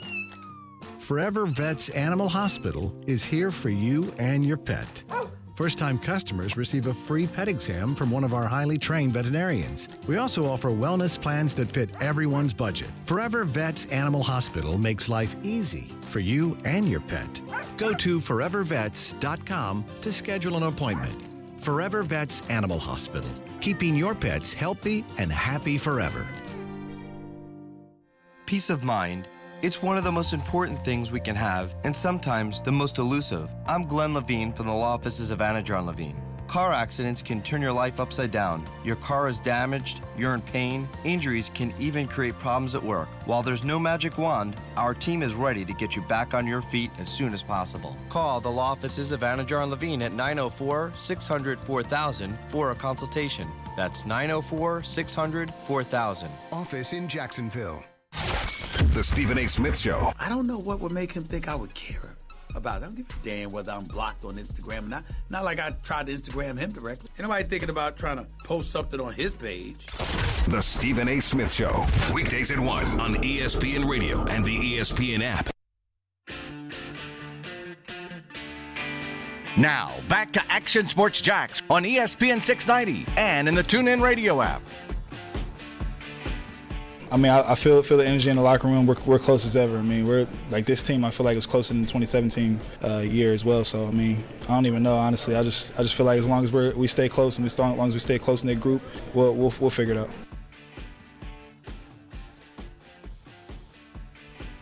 I always love when we're talking more in the commercial breaks. Like we never get up, go to the bathroom or anything. It's just kind of like, we continue the conversation. We should do some kind of just little viewership between the commercial breaks where people can hear what we're talking about. Yeah, it'd probably be pretty good. I don't know if all the people we're talking about would like it. Oh, no, not at all.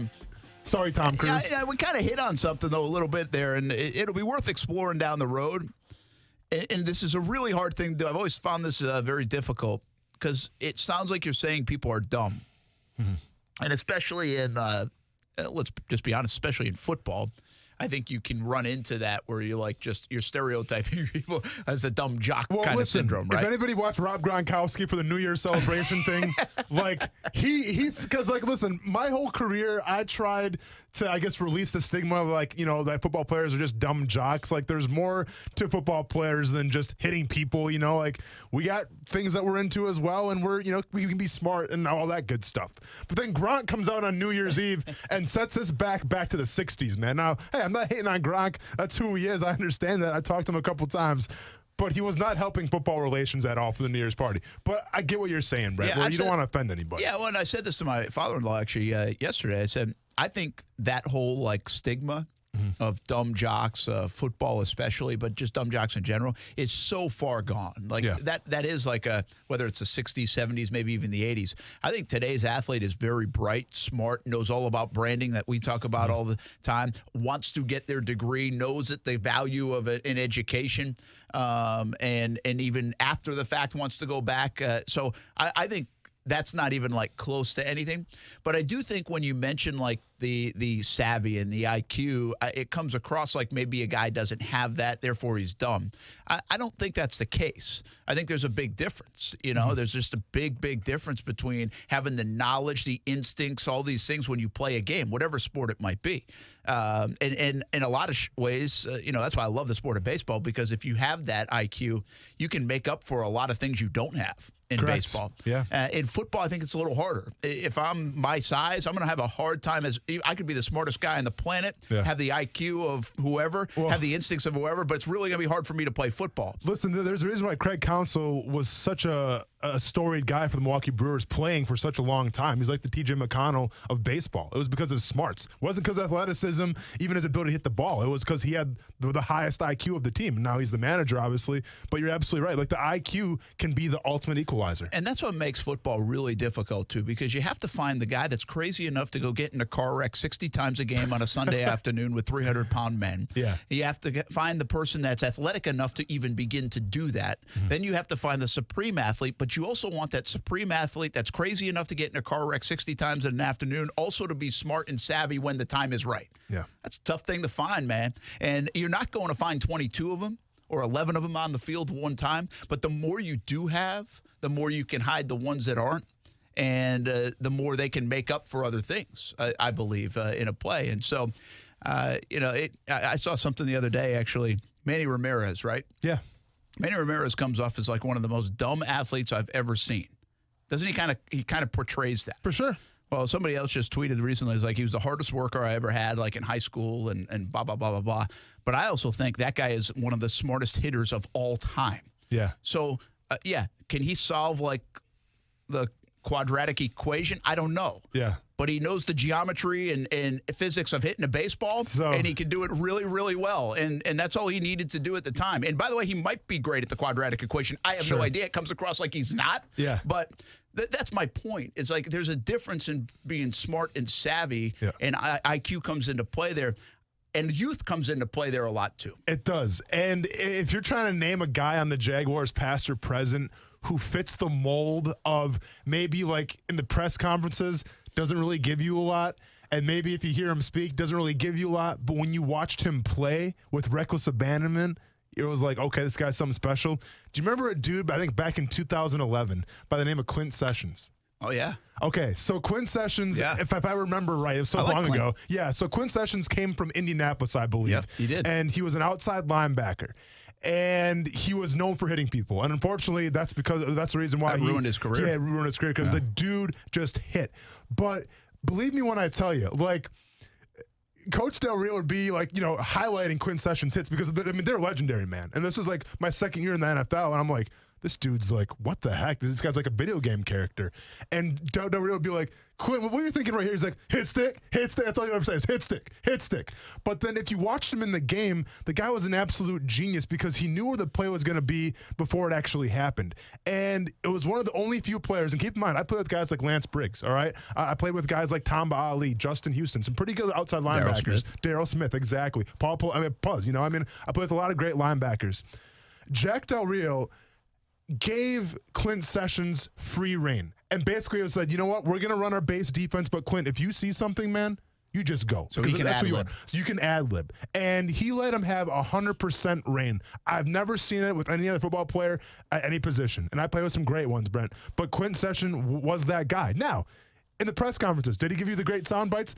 Probably not, man. The dude was he was a little crazy and everything like that. But like you said, you have to be crazy to play this football game, right? But I'm telling you, on the field, man, his instincts and everything, they were ungodly. But like you said, unfortunately, that's what ended his career a little sooner just because of all the concussions. Yeah, he had a lot of concussion problems at the end. And I don't know after football how it's been, all those things. But I know at the time he was a big story about that.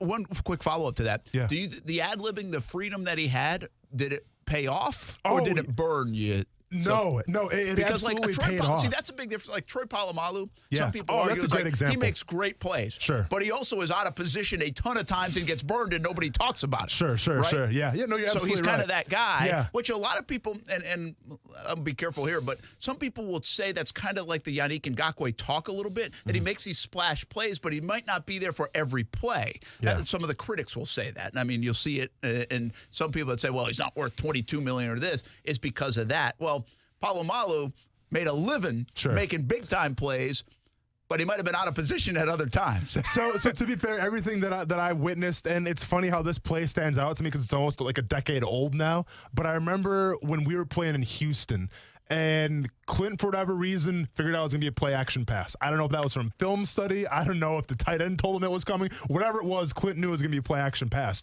So once again, having the 100% free reign that he did, he went from the linebacker spot and literally just came on the line. Like, so he comes down like 5 yards. And at the time, you're like, dude, what are you doing, man? And he's like, I got it. So the ball snapped. It is a play-action. Clint absolutely, I think it was Schaub at the time, if I'm not mistaken, absolutely depletes the quarterback. The ball goes flying. He picks it up. I think he pitches it back to Pot Roast, if I'm not mistaken. I think Pot Roast actually pitches it to Matt Ross. I'll have to go back and watch that play now. It was so long ago. But, there was 3 or 4, laterals or whatever, which is not the smartest thing to do. But it was all because of Quinn Sessions. And you always got those plays from Clint. And those plays right there, man, those are difference makers. Yeah, they are. So I think, you know what? If he gave up a couple plays maybe because his instincts were maybe a little off like Troy Polamalu did, I would rather have that on top of the big plays than as opposed to not doing anything at all and just playing the base defense. Well, to be honest with you, I keep making these analogies to baseball and Manny Ramirez and other things, but it is like today's baseball. Yeah. It's like, hey, you can strike out with the bases loaded a couple of times, but if you come up in the 8th or 9th inning and hit me the game-winning home run, it's all worth it. Mm-hmm. And maybe there's not enough of that in football, but Polamalu was kind of that guy. He's there's a reason why he's going to the Hall of Fame too, right? Yeah, but you've got to allow guys to do that. Correct. You've got to be willing to let guys do that and make some big mistakes too along the way. Correct. Because you're going to get the payoff down the road. See, I always thought that was Telvin Smith. People would complain about his missed tackles, but Telvin would come up with a big play sometimes in a game or many of them in a course of a season that would offset some of the I'm missing tackles because I'm 210 pounds and playing linebacker. Mm-hmm. So if you have a little bit of that give and take, it's okay. You just better be able to make those plays. Yeah. Once those plays start going away, well, then you really look like you're handicapping the defense because you're not making up for some of the plays you're not making. Yeah. And to be fair, I think that year, we were top 6 defense, if I'm not mistaken, and that plays like that right there were the reason why. Yeah, interesting. I didn't think we'd spend a half hour on sports IQ. We're talking about Quinn Sessions of all people, man. Yeah. All right. Hopefully he's doing well. All right, we'll get to the end. I want to get to the NFL playoffs next. We got big games Saturday. We can do this tomorrow too. But just your overall thought and how many really, really good teams. Think about this too, and I might do this during the break. Think about how many dollars are wrapped up in the NFC playoff quarterbacks alone. It's mind-boggling. We'll talk about it next on ESPN 690. Golick and Wingo. Aaron Rodgers, as Stephen A. Smith likes to say, is a... But how spectacular Aaron Rodgers was able to be. I mean, all we're going to remember is that freak show throw to Aaron Jones in the end zone. I don't know if it was a throwaway or not, but what it was magic. Aaron Rodgers looks like 2 straight weeks now. He's in the flow with Matt LaFleur. But if you're the Chiefs, you got to say to yourselves, we had every opportunity to win this game with our backup quarterback. That defense let him down. Golick and Wingo, weekdays at 6 Eastern on ESPN Radio and ESPN. Hey, boss, check this out. 'Twas the week after Christmas, a scene to behold. At the do-it-yourself alarm company, what was about to unfold? So many alarms being returned in frustration by unhappy customers all across the nation. The power dome was ugly, the cords are on the floor, and no local monitoring was a problem for sure. But smart folks are out there and they shop around for the best security company that can be found. The name is Safe Touch. Security is their game. Safe Touch is the best. The others are just lame. What are you on Safe Touch's payroll now? What, you don't like it? Just so I know you haven't completely lost it, tell me the Crooks of Us motto again. Stay away from Safe Touch houses. Yeah, and don't you forget it. Sorry, boss. Crooks know to stay away from Safe Touch houses. Hi, I'm Lester Jackson, president of Safe Touch Security Systems. No one beats our technology or our price. Call Safe Touch today at 888-723-8682 or go to safetouch.com. State license number EF233. In 2016, a New Mexico House seat was decided by only 2 votes. In 2010, a state house race in Vermont was determined by 1 vote. You can be the tie-breaking vote. Your voice matters. Use it. Go to letsfreethevote.org to learn more. Kick off the new year at Renna's Pizza. Want a fresh one? Renna's has fresh ingredients, fresh food throughout the menu, and the pizza is so fresh and so good. Hey everyone, this is Brent Martineau. We love bringing the show to Renna's Pizza. We know we'll eat well, and we were at the Neptune Beach location recently. Perfect setting to hang out, eat, drink, and watch the games on TV. Renna's has you covered with 5 locations in Northeast Florida: Marsh Landing, Bay Meadows, Argyle Forest, San Jose, and the newest location in Neptune Beach. Kick off the new year at Renna's Pizza. Oye, amigo, it is the Dan Le Batard Show on ESPN Radio. Discovery Channel has greenlit Man vs. Bear. Each week, 3 grizzlies, Bart, Honeybump, and Tank, will take on 3 new human competitors to test the limits of strength, speed, and stamina. Just want to be grizzlies. Let's have them play basketball. What? The Dan Le Batard Show with the Stugatz on ESPN Radio and ESPN News. Brent Martineau. You see him every day on CBS 47, Fox 30, Action Sports Jag. Austin Lane. He's a former Jag star and current MMA fighter. Broadcasting live from the Anajar and Levine studio. This is Action Sports Jax on ESPN 690 and ESPN690.com. Oh, yeah, without a doubt. I stand on the table for Doug. Got a lot of respect for him. I mean, he kept us together through all the thick and thin, all the ups and downs this year, and just kept us staying focused. Now, obviously, we didn't play as good as we wanted to this whole season, but just to be able to finish what we have, and just be able to, stay together is really a testament to, his coaching ability and just keeping us focused, Well, that, of course, Calais Campbell. I think the defensive line is on their way to, Vegas or something. Oh, okay. Did you do that a lot? You guys have, end of the year trips, get-togethers? Is that a common thing? It is. It depends, right? Because people got families. Aaron Campman was going to come with us to Vegas if we went to Miami Beach because Aaron Campman's a family man. So I think it all depends. Usually a core group of guys will go on vacation together. So, yeah, Vegas, I guess. Vegas it is. There you go. Well, what a nice thing to have where you go to Vegas and all of a sudden, what's this? Super Bowl's in Miami this year? In Miami Beach after that. Not bad. Not a bad gig. And we'll see some of those guys down there. I think Calais will be there. I think Minshew will be there. I've heard. Who knows who else goes there. Do we have J-Lo yet booked for the show? Not yet. I thought you were working on that. I'll get back on that, I guess. Didn't know that was my job. By the way, the Super Bowl, I think, is a month from today. Okay. February 2nd. Okay. I like it. How about that? January 2nd. Yeah, February 2nd. How about that? Right on the corner. Speaking of big shindigs and parties, look at this right here. We got tickets to our party. You bet. It's coming up. And it's coming up in 2 weeks from tomorrow. Thanks to Jumpin' Jack's House of Food. By the way, Jumpin' Jack's House of Food opening a new location tomorrow downtown. Check it out for lunch downtown. New neighbors downtown, Jumpin' Jack's House of Food. They have 3 locations at the beach, San Jose Boulevard, and now their newest location downtown. We'll actually be out there next week, but we appreciate Jumpin' Jack's House of Food for helping us throw this party, and there will be Jumpin' Jack's House of Food. But Ty Guy says it's the best burger around. Oh, okay. Yeah, they were in here. I had the burger. It was fantastic. I was pumped. And they were at our Dream 18. You probably tried it there, too. Well, keep in mind, that burger was sitting out for 3 hours, so it was a little chilly. And it was still good. Oh, still on point. But anyway, you can be a part of our one-year party, our one-year celebration. Here's what we're doing. We're throwing it right here. We're going to have different vendors in. There'll be food. There'll be gift prizes, grand prize winner. We'll have tickets to games. We'll have fun little giveaways. Really, we just want to kind of make it a bit an event to celebrate our 1 year, which will happen January 17th right here at the studios. We have this big performance studio, so we'll do our show live in there. And we're limiting the guest sheet, but let's see how many people sign up, and then we'll figure out how many we can have in. It's from 2:30 to 6 p.m. on the 17th. Here's what you do. Just go register, ESPN690.com. And if you're listening to the show right now on ESPN690.com in the stream, well, you can just stay right there and register to win a ticket to the 1 year anniversary show. Also, that week we will give some away as we're out and about on location. We're going to do several shows on location from Jumpin' Jack's House of Food, from Renna's Pizza. I try to go out to Mr. Chubby's Wings as well.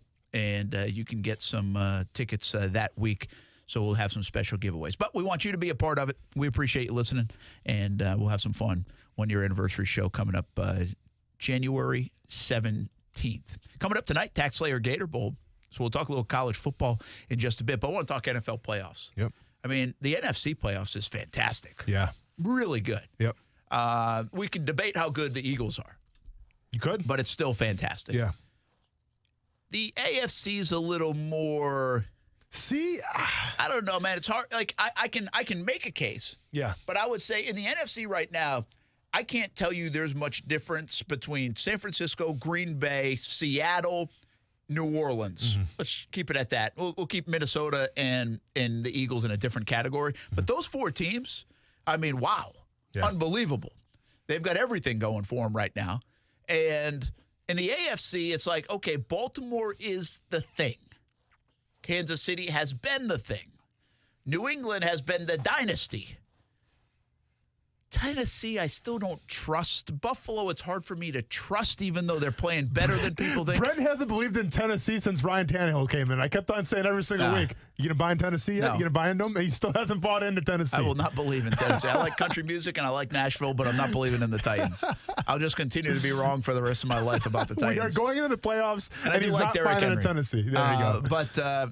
But anyway, so I'm kind of like up in the air on the AFC and like Houston. Houston's been such a disappointment in the postseason when they've made it. And even this year, I mean, they've been topsy-turvy, tough to figure out, not a lot of consistency. It continues to be why I am not as high on Deshaun Watson as everybody else is because his lack of consistency. He's brilliant at times. And then I'm like, how the heck did they only score 13 points with him and Hopkins and what else they've got going on there? So, anyway, fascinating playoffs. I just think the NFC is so rock solid. Those 4 teams, I might take those 4 teams ahead of anybody else in the NFL, and that includes the Ravens and Chiefs. Oof, I don't know how I feel about that, Brent. Me either, but I might. Yeah. Well, first of all, let's go ahead and break down your predictions that you're going to have for the Super Bowl. Cowboys, Chargers, So, never mind there. Sorry. I completely forgot about that. My bad. You wrote those down? Oh, yeah. Hey, they're saved up here, Brent, okay? I don't remember much, but that's something I did remember. Just a question here. Yeah, what do you got? Do you have to have a winning record and get in the playoffs to be able to get to the Super Bowl? Last time I checked. Well, sometimes. I guess I'll live off my baseball predictions. Go ahead, and I'll stick to football and fantasy football at that point, too. Listen, the Titans game, this one's the most intriguing one to me is the Titans-Patriots because I get it. It's at Gillette, and when the Patriots play at home, they're pretty much unstoppable. Now, the Dolphins came in and changed that narrative a little bit out of nowhere, right? And my belief is Julian Edelman's banged up. The New England Patriots are just their offense is not what it used to be. Okay, you can say Gronk's gone if you want. I think the mindset was Sony Michel was going to take a step forward this year and really be like that game changing running back, that bell cow. Well, he hasn't been that, right? So Sony Michel is kind of, and I should know because I had him in my fantasy football team. But anyways, he hasn't been that great this season. You know, they've relied more on James White and that passing game, Rex Burkhead. So from me, I'm not saying the Titans are going to win this game, Brent, but how can you not like the Titans with that running game, you know, with that physical style of play? Because if it showed you anything in the Patriots defense, the only way they're vulnerable is if you can run the ball down their throat, like the Ravens did. Now, the Dolphins game, I'm not even going to count because that was just, I don't know what that was. But I think the Patriots can be vulnerable in the run game. You know, I mean, when you have Stephon Gilmore, when you have a great secondary, it's going to be hard to pass the ball. But if you have Derrick Henry at your disposal, the NFL rushing champion, to me, you got a shot, especially with clock management. Again, this is a game, for me, I just don't know how to trust anybody. I don't even know if I can trust the Patriots, and they're usually a trustable team, but their offense is so stuck in the mud, and you're just I said this the other day watching them play the Dolphins because it was the early game. I'm like, all right, when are they hitting the gas pedal here? Mm-hmm. When are they going to hit the gas pedal here? Well, the reality is, and nobody wants to admit it, they can't.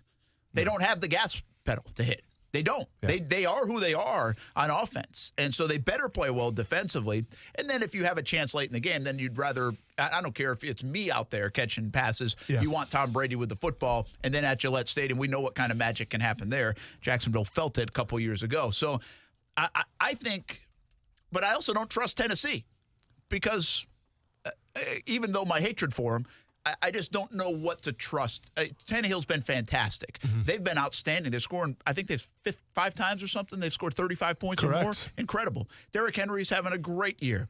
NFL rushing leader. But I do think, A.J. Brown's been outstanding. Yeah. But and actually should get consideration for Rookie of the Year on offense. Sure. If you look at his numbers. Well, and the crazy that both of the Ole Miss guys, DK Metcalf too, had a great season. Yeah. So I just, you know this, and you hear people say it a lot, playoff football is different. Sure. And so what have the Titans done all for the last 2 months? It's been so electric and great that could change. And one game planning thing I'm concerned about for Tennessee, Stephon Gilmore, you put him on A.J. Brown. Oh, yeah. Take the best. I mean, that's Bill Belichick does that better than anybody. He takes the biggest threat at the wide receiver position away. So say goodbye to A.J. Brown. So A.J. Brown's gone. And then load the box on everybody else for Derrick Henry. Yeah. Right? And just kind of leave Gilmore on an island and hope he wins that battle. I mean, for the most part, I'm kind of, it's not exactly going to happen that way.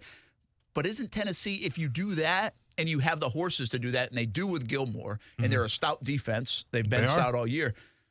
What left? What do they have left? I mean, what does Tannehill have left offensively? Yeah, I mean, he's got Jonnu. So here's the thing: Jonnu Smith, the tight end.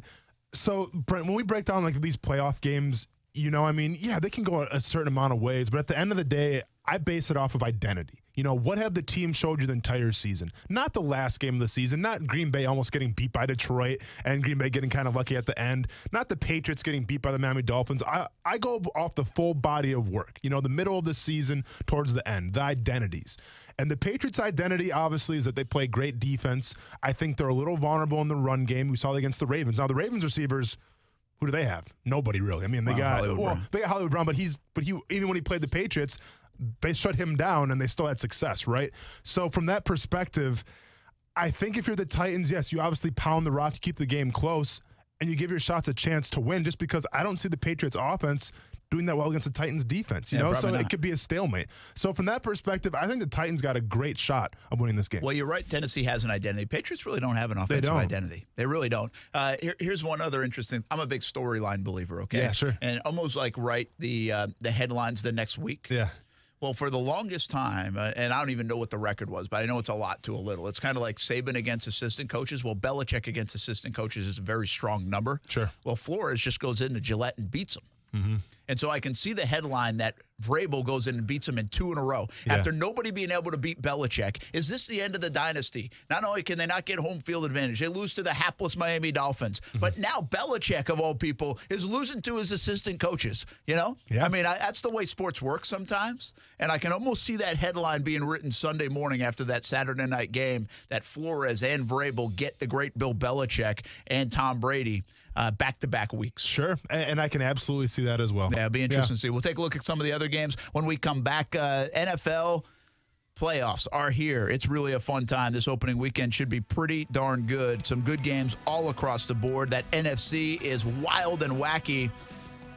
And I still feel like one team could emerge that, believe it or not, people have kind of slept on in the last couple months because of all the other storylines. They shouldn't, but they kind of have. Oh, I'm curious for this one. It's next on ESPN 690. Come party with us on January 17th. Everybody, this is Brent Martineau and Austin Lane from Action Sports Jacks on ESPN 690. We're almost a year old here on the show. You mentioned a party. Can we tap the keg and do a little drinking? The folks that come to the party can. We probably can't. We're doing a live show here at the studio. So it's going to be a giant celebration for everybody, but we still have to work. Yes, we still do have to work. Fair enough. You can be a part of it. Register at ESPN690.com. Giveaways, food, drink, and the show. Our 1-year anniversary on ESPN 690 on January 17th. Trust, tradition, and quality. A winning combination to feel good about your home. Sometimes it's just that time to replace your roof. Or maybe you need to fix your roof after a recent storm. Hey, everybody, it's Brent Martineau of Action Sports Jacks. And there are so many roofing companies in the area. But which one can you trust? Let me tell you about my friends at Jack C. Wilson Roofing Company. Trust a family-owned business with owners that grew up right here in Jacksonville. Talk to the owners directly. Get free estimates. And you can trust Jack C. Wilson Roofing to walk you through each step of the process. Tradition? Jack C. Wilson is a name you know. The longest-standing roofing company in Northeast Florida. They have been repairing and replacing asphalt shingle roofs since 1946. How about quality? A roof you will tell your neighbors about. Quality from start to finish, shingle by shingle. you can request a free estimate at jackcwilsonroofing.com. It's the first name in Jacksonville roofing. And make sure you let them know Brent Martineau sent you. Happy holidays from Mr. Chubby's Wings, the best wings in town. Hey, everyone, it's Brent Martineau. It's not just holiday season. It's football playoff time. It's bowl season. It's party season. Bring the party to Mr. Chubby's Wings, 2 locations, the West Side and Fleming Island. Eat off that fantastic menu, including those maple Cajun wings. Have some beverages. Watch as much football as you want. Or you can bring the party to your house. Just order some wings and take it home. Mr. Chubby's Wings, 2 locations, the West Side and Fleming Island. Chub it up with the best wings around. Hey, boss, check this out. 'Twas the week after Christmas, a scene to behold. At the do-it-yourself alarm company, what was about to unfold? So many alarms being returned in frustration by unhappy customers all across the nation. The power dome was ugly, the cords are on the floor, and no local monitoring was a problem for sure. But smart folks are out there and they shop around for the best security company that can be found. The name is Safe Touch. Security is their game. Safe Touch is the best. The others are just lame. What are you on Safe Touch's payroll now? What, you don't like it? Just so I know you haven't completely lost it, tell me the Crooks Are Us motto again. Stay away from Safe Touch houses. Yeah, and don't you forget it. Sorry, boss. Crooks know to stay away from Safe Touch houses. Hi, I'm Lester Jackson, president of Safe Touch Security Systems. No one beats our technology or our price. Call Safe Touch today at 888-723-8682 or go to safetouch.com. State license number EF233. Lowe's helps pros like you put more toward your bottom line with everyday savings throughout the store. Like 10% off when you buy 12 or more cans of Great Stuff foam spray. Purchase 64 or more sheets of OSB and you'll also save 10%. And you can be sure that whatever size the job, we'll have the quantities you need in stock and ready to go. Order ahead at lowesforpros.com and pick up in store. Our pro loaders will be ready to load you up so you can get back to the job site faster. Today and every day. Do it right for less. Start with Lowe's, U.S. only. It's time for some straight talk. You know those football players who are all talk, no show? Well, big wireless carriers aren't much different. Well, Straight Talk Wireless doesn't give you the hype, just the savings. For just $45 a month, you'll get the unlimited plan with 25 gigs of high-speed data, then 2G. No contract. All on the same 4G LTE networks as the big guys, but up to half the cost. Savings delivered right to your wallet. Only at Walmart. Savings may vary. See terms and conditions at straighttalk.com. Sí, very intrigued by the Dan Le Batard Show on ESPN Radio. You know where you win games, Dan? In the trenches on Sundays. Appreciate all your thoughts on this matter. The Dan Le Batard Show with the Stugatz on ESPN Radio and ESPN News. Hey everyone, Jawan Taylor here, University of Florida, and you're watching Action Sports Jacks. Go Gators. And just keeping us focused, you know. And I think we can win a Super Bowl with him as a coach. Now, obviously, you know, that's way above my pay grade. You know, I'm just happy to have a job myself, but, you know, I got a lot of respect for him. Now, more Calais Campbell, more of what's coming out of the Jags locker room earlier this week. It will be the last time we'll hear from a lot of players. Well, I guess for a couple weeks, in a few weeks, we'll hear from Calais at the Pro Bowl. We'll see if anybody else makes the Pro Bowl. And then the Super Bowl, I think some guys will be there. But, you know, from an organization standpoint, next time players are even around, one would be in March for free agency. But this current group of players, or whoever is a part of it going forward in 2020, really is April. Yeah. You know, so, again, once in a while we'll catch up with guys because we see them out and about, or maybe there's an event or a camp or whatever it might be. But from an organizational standpoint, you really shut down until off-season conditioning program begins. And I think that's like on April 20th this year, which starts like draft week. Yeah. So that's it for a while from the Jacksonville Jaguars. Time to get away for them and everybody else. Been talking a little bit about the NFL playoffs. Brent Martineau, Austin Lane, Coos. Happy 2020, everybody. Thanks for checking us out on Action Sports Jacks on ESPN 690. By the way, how was the wrestling last night? Wrestling was fantastic, man. And it's funny, like, imagine you at TPC, all the notoriety that you get. Well, people came up to me and it wasn't about their show. It was about, dude, your MJF interview was awesome, you know? That thing went crazy, right? Yeah, they're all about, there's some really nice write-ups from the Wrestling Observer, posted it and stuff. So it was cool to get, you know, some props for that. But overall, a great show. And the best part was, so originally my plan was just to go with myself because I figured, well, after I'd have to do like the press conference and stuff. So I couldn't take my son because it'd be a little too late. Well, it turns out they didn't have a press conference after. So literally, the show started at 8 o'clock. I text my wife probably at 7:15. I'm like, hey, you guys want to come? Because Ronan was looking forward to coming. I'm like, buddy, I got to work it a little bit. This isn't just enjoyment for me, even though it kind of was, but it's more of a business trip. It's always enjoyment. I kind of lied to my son a little bit, is what it is. But I ended up getting some tickets, and then I ended up having them kind of sit in the row that I was, because there were some open seats there. I mean, it was a sold-out thing, but where I was sitting in the media row, there's nobody there because there's no need for media. So I had Ronan next to me and then my wife, and it was my wife's first wrestling show, and I'm sure she was kind of whatever. But Ronan, dude, Ronan was all about it. And the cool thing was, too, John Moxley, who he's a big fan of, John Moxley came right out like the entrance, like from the side in the crowd, right where we were standing. So like Ronan went to go kind of run up to him and say what's up. So it was Ronan's first wrestling thing, and he's obviously a diehard wrestling fan. So just seeing the joy and excitement in his face, man, made my entire night. That's awesome. So, like the atmosphere, I didn't get over there yet. So I was thinking about getting over there. But is it loud? Oh, with a few thousand people in there at Daly's place. Yeah. And I mean, is it rocking? Like, what's the atmosphere? Yeah. So the atmosphere was fantastic, and it was a little different from the Fight for the Fallen, if you remember back in the summer. Yeah.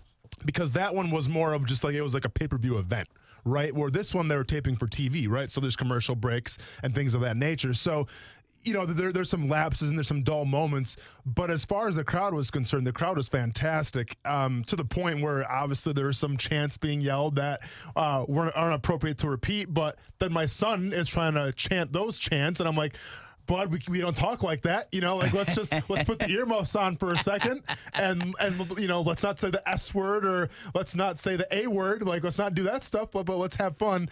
So I had to kind of reiterate that we don't talk like that at home, even though there was literally some parenting going on here. There was a lot of parenting, and it didn't help that the parents next to us was a guy wearing a Ric Flair robe with his kids who said every single curse word in the book multiple times in front of his children. So I look like I'm like the bad guy where I'm like, don't swear, Ronan, don't swear, even though the guy next to us with his family is letting it fly. So, but overall, it was a great time. That's cool. Yeah. Another successful show. Overall, in year one, do you think it's been a big success? I think it has. I think the ratings say that. I think the fans say that, obviously. I think it has been a big success. And for me personally, obviously I cover All Elite Wrestling probably a little more than WWE because, well, it's Tony Khan's thing, right? I mean, it involves Jacksonville. But overall, like on the grand landscape of things, if you want to say nothing else but All Elite Wrestling, that it's changed the wrestling world where now everyone's on their A game, right? Like when the shows come out, whether it's WWE or All Elite Wrestling, like they're always in competition with each other. Therefore, the product is a lot better. Yeah, that's good. Yeah. Good stuff. Good summary of what went on yesterday right here at Daly's Place. All right, back to the playoffs. Sure, yep. And we just did Tennessee and New England. I don't think we break down every game. No, we don't have to. But it was a big slide to Kansas City for getting the number 2 seed. And I think people are sleeping on Kansas City. Listen, Baltimore's stolen all the headlines. Baltimore is the Kansas City of last year. It was Mahomes, now it's Lamar Jackson. Yep. And they also looked so vulnerable. Didn't they lose like 3 straight at home? Middle of the year, I think it was Kansas City. And then obviously the injury to Mahomes. So they kind of went off everybody's radar. Meanwhile, the San Francisco 49ers are grabbing headlines. The Packers are back with Aaron Rodgers. Yep. The Saints are scoring 45 a game and playing some electric games. Sure. The story of the Patriots starting to go downhill a little bit. The Bills maybe challenging the AFC East. You have that dynamic West with the Rams and Seattle and San Francisco. So you have all these different storylines, and I just feel like I almost feel like I try to equate it to maybe it was it like Houston?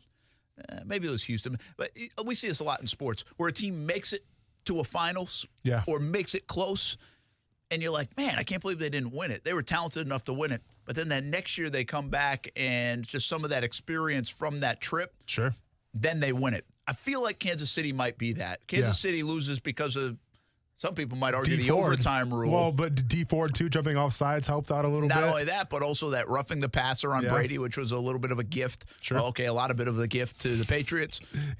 Or they would have been in the Super Bowl last year, and most people probably would have picked them to beat the Rams. So I'm wondering now, with even Mahomes, as electric as he was, as great as he was last year, is just some of that experience going through that, whether it makes them more hungry, more attention to detail, maybe the way they call a game, the way they perform. And on top of that, they've got home field, at least for the semifinal game. They got a bye and a home field, where they only would have to beat the Ravens. And their defense, well, I say only have to beat the Ravens on the road. Yeah. Their defense is playing a lot better. Like, it's taken a while, and early in the year, you're like, okay, what have they? I thought they made all these changes. Yeah. Well, now their defense is playing a lot better these last few weeks. So I kind of like Kansas City, man, to make a run here. They're probably my favorite to win the Super Bowl right now, believe it or not. And I think if you did the odds, I don't know what the odds are, but I think a lot of people would pick 4 or 5 teams before they'd pick Kansas City. All right, so from the AFC perspective, Brent, listen, we hear this story every single year. How can you pick against Tom Brady? How can you pick against the New England Patriots, right? I mean, I have them going to the Super Bowl, but I truly think, listen, I've watched their offense play all season, and I just don't see it this year, okay?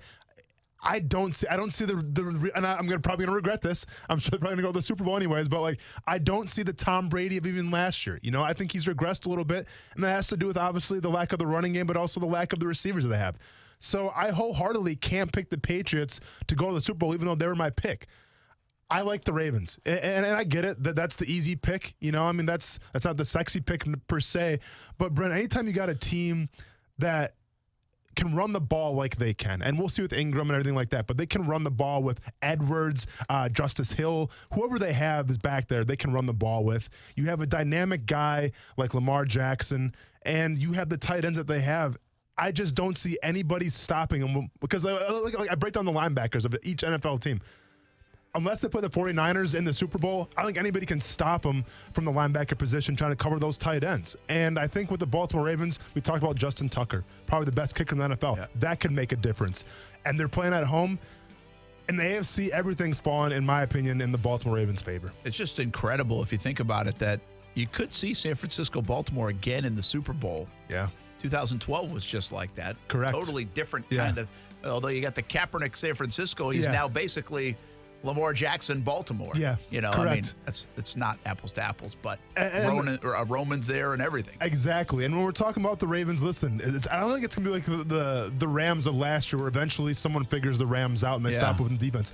No, to me, and I've said this like for the past month or so, I think the Ravens' offense is so dynamic where you can't stop it, man. Like, you can try, good luck, but they're just going to out-physical you, and it's going to be game over. Could be who has the ball last, because Kansas City, many people believe, is like that too. Yeah. You can't beat them if they don't beat themselves. Sure. More playoff talk, a little college football talk as well. One more hour to go on a Thursday to start 2020. Thanks for hanging with us on ESPN 690. Hey, boss, check this out. 'Twas the week after Christmas, a scene to behold. At the do-it-yourself alarm company, what was about to unfold? So many alarms being returned in frustration by unhappy customers all across the nation. The power dome was ugly, the cords are on the floor, and no local monitoring was a problem for sure. But smart folks are out there and they shop around for the best security company that can be found. The name is SafeTouch. Security is their game. SafeTouch is the best. The others are just lame. What are you on SafeTouch's payroll now? What, you don't like it? Just so I know you haven't completely lost it, tell me the Crooks Are Us motto again. Stay away from SafeTouch houses. Yeah, and don't you forget it. Sorry, boss. Crooks know to stay away from SafeTouch houses. Hi, I'm Lester Jackson, president of SafeTouch Security Systems. No one beats our technology or our price. Call SafeTouch today at 888-723-8682 or go to safetouch.com. State license number EF233. Lowe's helps pros like you put more toward your bottom line with everyday savings throughout the store. Like 10% off when you buy 12 or more cans of Great Stuff foam spray. Purchase 64 or more sheets of OSB and you'll also save 10%. And you can be sure that whatever size the job, we'll have the quantities you need in stock and ready to go. Order ahead at lowesforpros.com and pick up in store. Our pro loaders will be ready to load you up so you can get back to the job site faster. Today and every day. Do it right for less. Start with Lowe's, U.S. only. It's time for some straight talk. You know those football players who are all talk, no show? Well, big wireless carriers aren't much different. Well, Straight Talk Wireless doesn't give you the hype, just the savings. For just $45 a month, you'll get the unlimited plan with 25 gigs of high-speed data, then 2G. No contract. All on the same 4G LTE networks as the big guys, but up to half the cost. Savings delivered right to your wallet. Only at Walmart. Savings may vary. See terms and conditions at straighttalk.com. Meeting for a third time this week with team owner Jerry Jones and executive vice president Stephen Jones. The Cowboys have been missing a certain element under Garrett and need a change, advises ESPN's Rob Ninkovich. How tough is this football team? They're 8-8. 8-8, 500 for many years now. So I think they need a little bit more toughness and accountability at the head coaching position, not the friend at the head coaching, not the good close friend that's going to encourage everyone. I want somebody that's going to make everyone more accountable and push people out of their comfort zone, because that's when you grow as a team. Texans defensive end J.J. Watt will return from a torn pectoral muscle for Saturday's AFC wildcard game against the Bills. Yankees starting pitcher Domingo Germán will miss the first 63 games of the 2020 MLB season, part of an 81-game suspension for violating the domestic violence policy. The 18 games Germán missed last season while on administrative leave during the investigation into an alleged incident count toward his suspension. Vivid Seats, the top ticket source for the live events you crave, now has a loyalty program that allows fans to earn credit back. Go to the App Store or Google Play, download the Vivid Seats app, and enter promo code ESPN25 for 10% off your next order.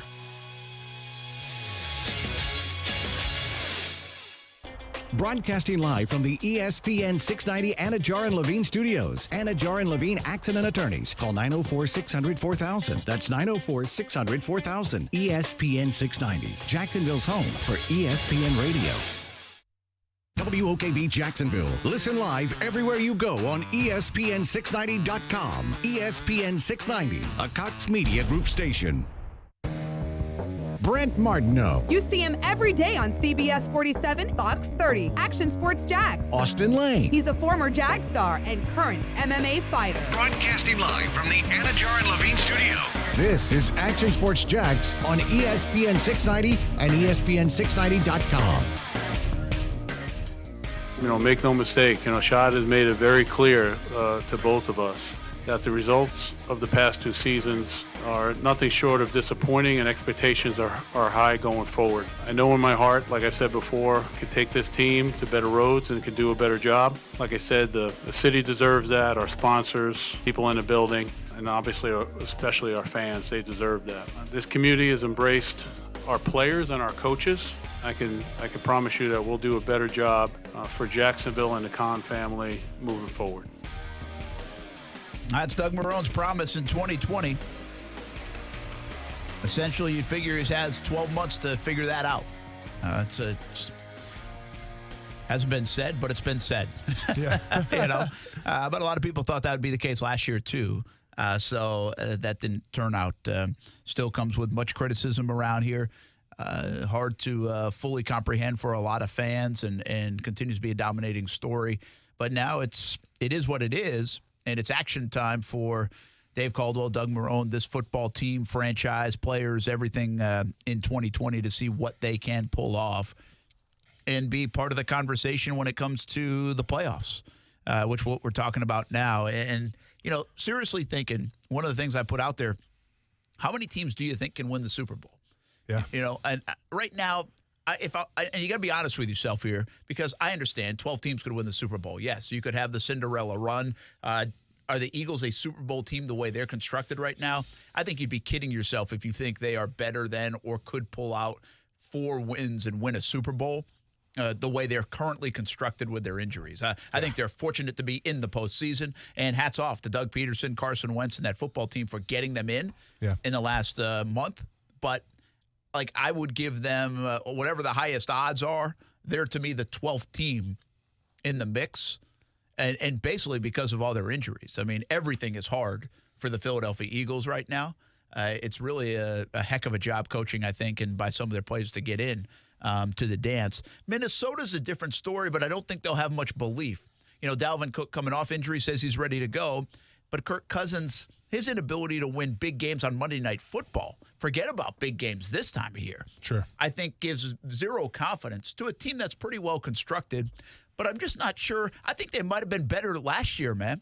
From the way they were playing, their defense was way better last year. Oh, without a doubt. Their secondary especially. And Cousins was throwing 70% completion rate, 4,000 yards passing. So I actually feel like Minnesota was better last year. Now, you give me those other 4 teams, and I could make a case for all of them in the NFC. AFC-wise, obviously, there's Baltimore and Kansas City. I'm not – you have to put New England in the mix, but they're not in my top 6 teams. And if it wasn't for Tom Brady and Bill Belichick, I'd have them more in Philadelphia land. Of course. Right now. Yeah. And I'm just not a believer in Houston, Tennessee, and Buffalo either. I mean, I legitimately see 6 teams that I would ride with. I would put money on them to win the Super Bowl in some way, shape, or form. I wouldn't touch Houston. I wouldn't touch Tennessee, New England, Buffalo. I wouldn't touch Minnesota or Philadelphia. Well, if you're going to ride with one team, because I'm going to need you to get off the fence for a second. I already here did, for the Kansas NFC. City. Okay, but I'm saying from the NFC, though, who's going to the Super Bowl? Oh, I'm not as big a fan of San Francisco as everybody else is right now. I actually feel like they've leaked a bit of oil, but that was an impressive performance in Seattle. Yeah. It really was. Yep. Seattle does not have the horses like the rest of these teams do. So I'm more of a Packers-New Orleans guy, and I actually feel like Packers have gone under the radar to a degree, given their ratings record. are starting to go up in Iowa, Wisconsin right now. I see you, Brett. I do, because I don't think people have, people kind of dismissed the whole Packer thing. One, because Rodgers in his career has only been once. Yeah. As brilliant as he's been, we've almost gotten used to, hey, yeah, Aaron Rodgers is awesome, but he's just got the one. And then LaFleur, Ashland University guy, by the way, for a year. That whole thing to start the year was, they're not going to be able to get along, not going to be able to win big. There's this young guy. And really, how many young guys win big? And well, to be fair, coming from Tennessee, too, was he really that dynamic in Tennessee when he was there? Yeah. So there was a question mark. So I feel like I don't know if it's just me and what I read or in general, I feel like they've taken a backseat to everybody else in the NFC in terms of the teams. Of the 4 teams, I feel like they're the 4th one people talk about. Sure. But I actually think their defense is pretty good, and Rodgers is so damn good, I wouldn't bet against him. Sure. So, but I actually go back to New Orleans. New Orleans is the most complete team, in my view. I don't think there's any other way to say it. That doesn't mean they're going, but they're the most complete team. It doesn't matter. You could put 5 people on Michael Thomas, and he'd still catch 12 passes. Yeah. Drew Brees is still playing at such an elite level, and they have the horses on the other side of the football. You talk about matchups. We saw it here in Jacksonville, but if they want to shut you down on the outside, they'll throw Lattimore on a guy. Jordan is playing fantastic football, and always does, but he's still playing fantastic football. And you know what? It's the other guy from Brandon, Mississippi that has been unreal. That I hadn't even really heard of hardly before this year when I went and did the story in Brandon. Yeah. And it's Demario Davis is having an unbelievable year at linebacker. Yep. So they are really strong, I think, all around, man. I really like the Saints. I like the Saints and the Chiefs going into this thing. And I still believe the Chiefs are going to find a way to do it, even with Andy Reid. So first of all, did LaFleur, he went to Ashland for a year? He was on the coaching staff at Ashland for a year. Okay. And then he hated it that much he had to leave, huh? He was like, get me out of here. That's a place where legends go and become stars somewhere else. Kind of like me. Fair enough. Okay, fair enough then. Listen, we're talking about the NFC, and my Super Bowl winner is going to actually come from the NFC. And it's going to be the winner that I had picked in the beginning of the season before the season even started. And that's the New Orleans Saints. Because when I break them down, there is so many ways that the Saints can beat you. I get it. We always get caught up in this Drew Brees, Michael Thomas stuff because guess what? It's legit. Like you said, Brent, nobody can stop Michael Thomas. I don't care if you put Stephen Gilmore on Michael Thomas. He's still getting his 10 catches. He's just that good of a football player, and Drew Brees is that good of a quarterback. And then we look at their other passing game. Yeah, maybe their 2 receiver is hurting a little bit, Torrey Smith, Ted Ginn Jr., but you got Jared Cook. You have another Pro Bowl at the tight end position, which could be a game changer, especially in the playoffs. And then you got Alvin Kamara, who kind of went a little quiet this season, is really surging at the end, so they can run the ball anytime they want as well. But when I look in the playoffs and I look at what kind of sets the team over the edge, right? Like, what about the Seahawks? What about the Eagles? They don't have that X factor, And I talk about the X factor in terms of coaching, like that little wrinkle that you throw out there sometimes where teams aren't really ready. They're not ready to expect it. Well, the Seahawks are devastated injury now at the running back position. They got Marshawn Lynch coming off the couch, now playing, as a starting running back for the Seahawks. So they don't really have another wrinkle. They're probably going to be passing a lot, obviously. The Eagles, devastated by injury, don't have that wrinkle. Vikings, not really a wrinkle. The New Orleans Saints, Taysom Hill is that wrinkle. And when we talk about wrinkles too, I think the 49ers, with an offensive-minded coach, they have the wrinkles as well. But I just think with the Saints... With a fullback. Exactly. What's his last name? Good luck. Yeah.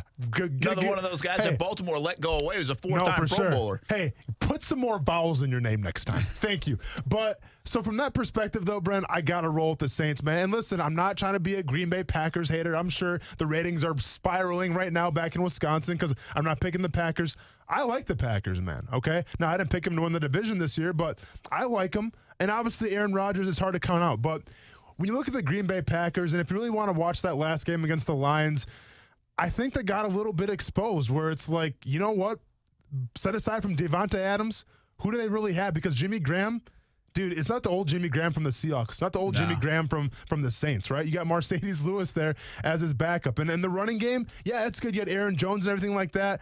But I think, especially in the NFC, you need to have that more dynamic offense. You need to be more explosive. I don't think Green Bay has that. So I'm taking the Saints. Yeah, it's a good call. I like the Saints football team, really do. Yeah. And I can guarantee you this: the Saints are going to get calls in this postseason. Storylines. How's that for a storyline after last season against the Rams as well? Yeah, they will definitely get a call or two. Yeah.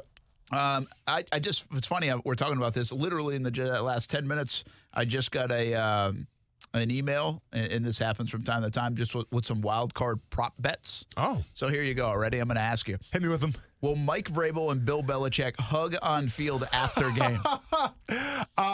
You know what? By the way, no. the favorite is no, minus 140. Yes, absolutely you can not. win 100. Put 100 on it, you can win 100. Oh, let's go. Let's go. If you say yes. I'm going to send you my PayPal account. Let's get some of these bets going. No, they're absolutely not going to hug. You know why? Because they're two high-intense, prideful individuals. And if one of them loses, which it's going to happen, obviously it's the playoffs, they're going to be ticked off. There's no way they're going to hug after the game. They're going to shake hands and walk off and be like, get out of here. But would this be one of those awkward Bill Belichick moments? Like if he's so happy that he wins because he knows his team's like whatever and they're not good enough, that he kind of like tries to go for the embrace, but it's really awkward looking. And I don't know how that would be detected in Vegas. Like, is that really a hug? He went for the hug, but he didn't actually hug. Oh, no. To me, it's got to be like a full grasp. It's got to be a bro hug. It's got to be like getting drafted with commish. It's not going to be a bro hug, though, because remember, Vrabel came out and said, I think it was on that podcast talking about with Jalen Ramsey, what was it, Busting with the Boys or whatever, from Taylor Lewan.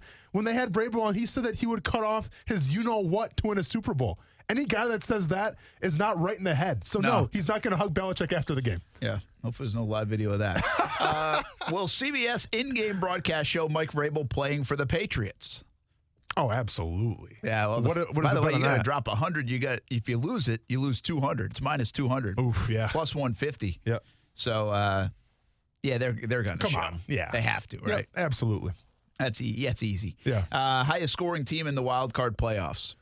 Now, remember, you don't have San Francisco, you don't have Green Bay, you don't have the Chiefs, and you don't have the Ravens. Yeah. Highest scoring team. This is interesting because the odds, Saints are the odds-on favorite at 3-1. That makes sense. Sure. I'm going to give you, Bills are 10-1. That makes sense to me. Texans 9-1, Vikings 7-1, Titans 5-1, Eagles 5-1, Seahawks 9-2. But interestingly enough, the Patriots are 7-2.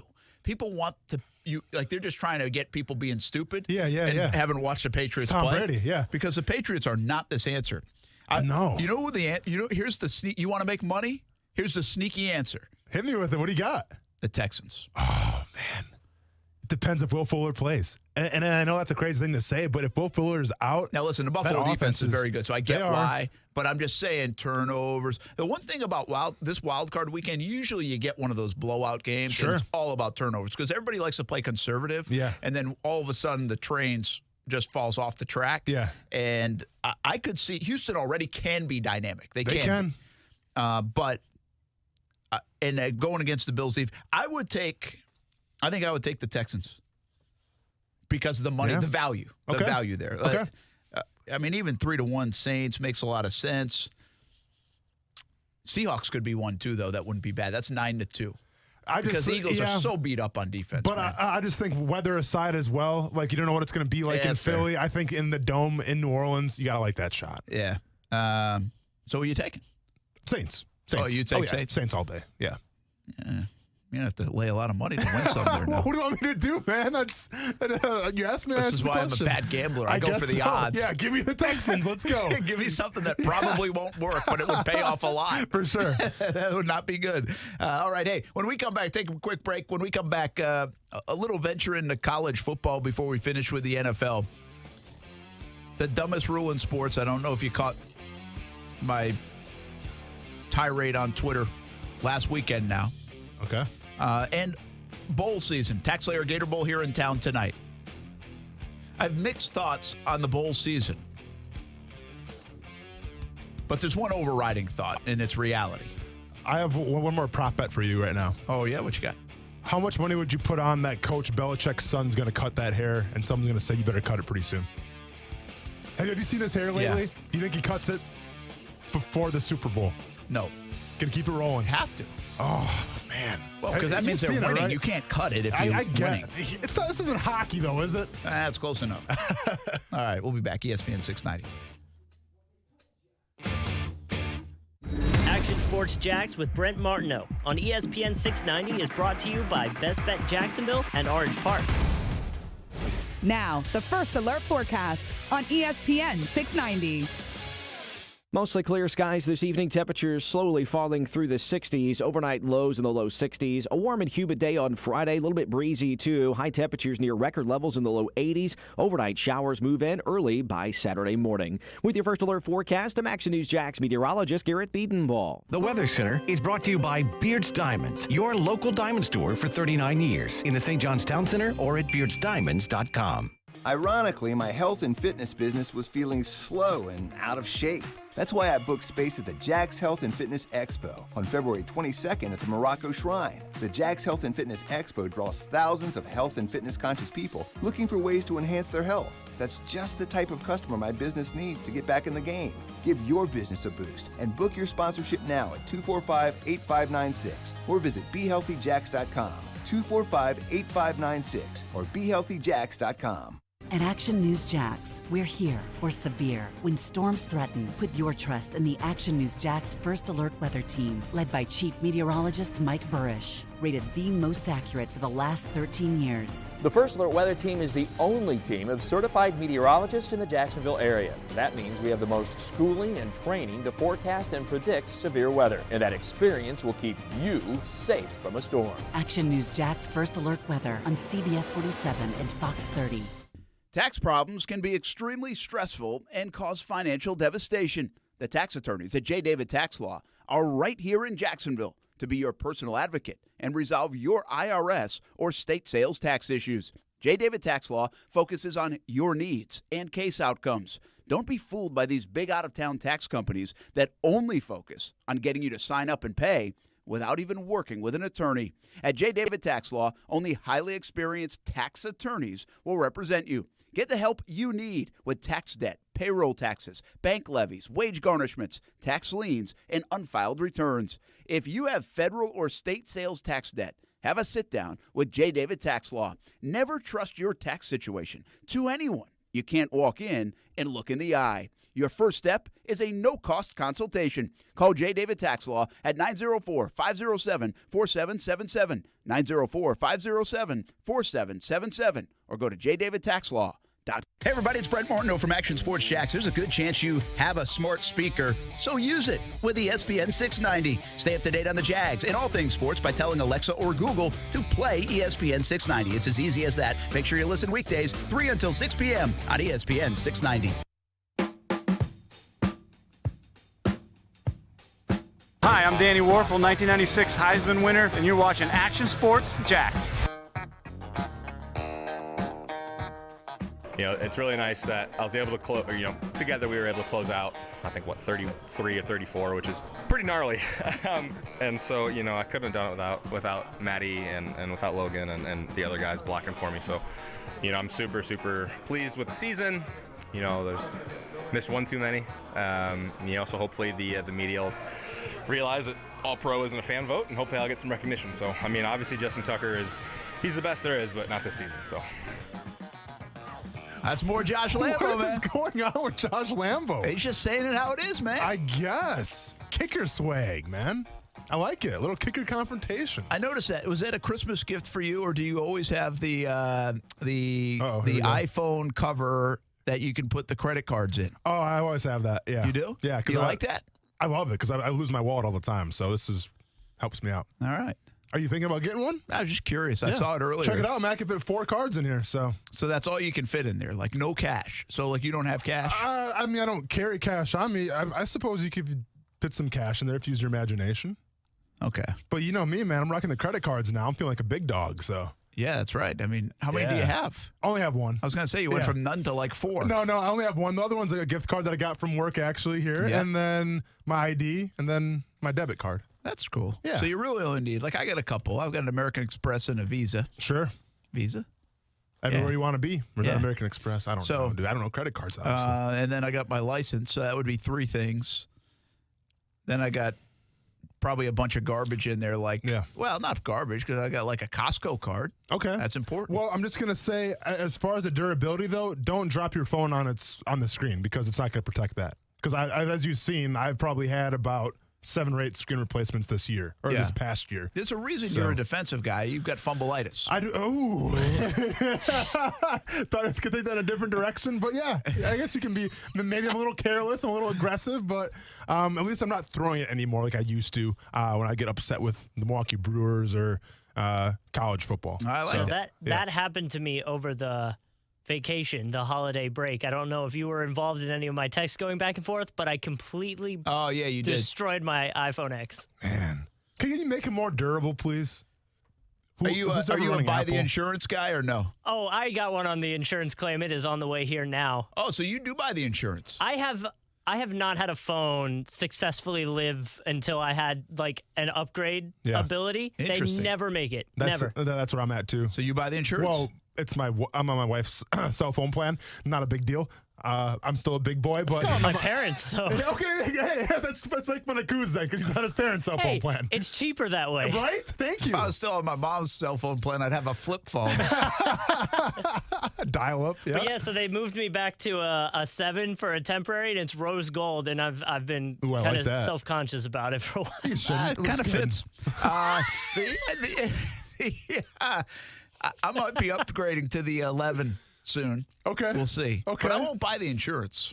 Oh, no, you got to get the insurance. But I will say, like, even they have a deductible. It was $150. That's what I mean. The insurance is still, I don't know. Don't take my tell chances. it to my wife. Don't tell it to me. I don't run the plan. Yeah. So so be honest. Do you ever like break your cell phones though? Or are you pretty? I've been pretty good. I broke. You know what I did to one of them?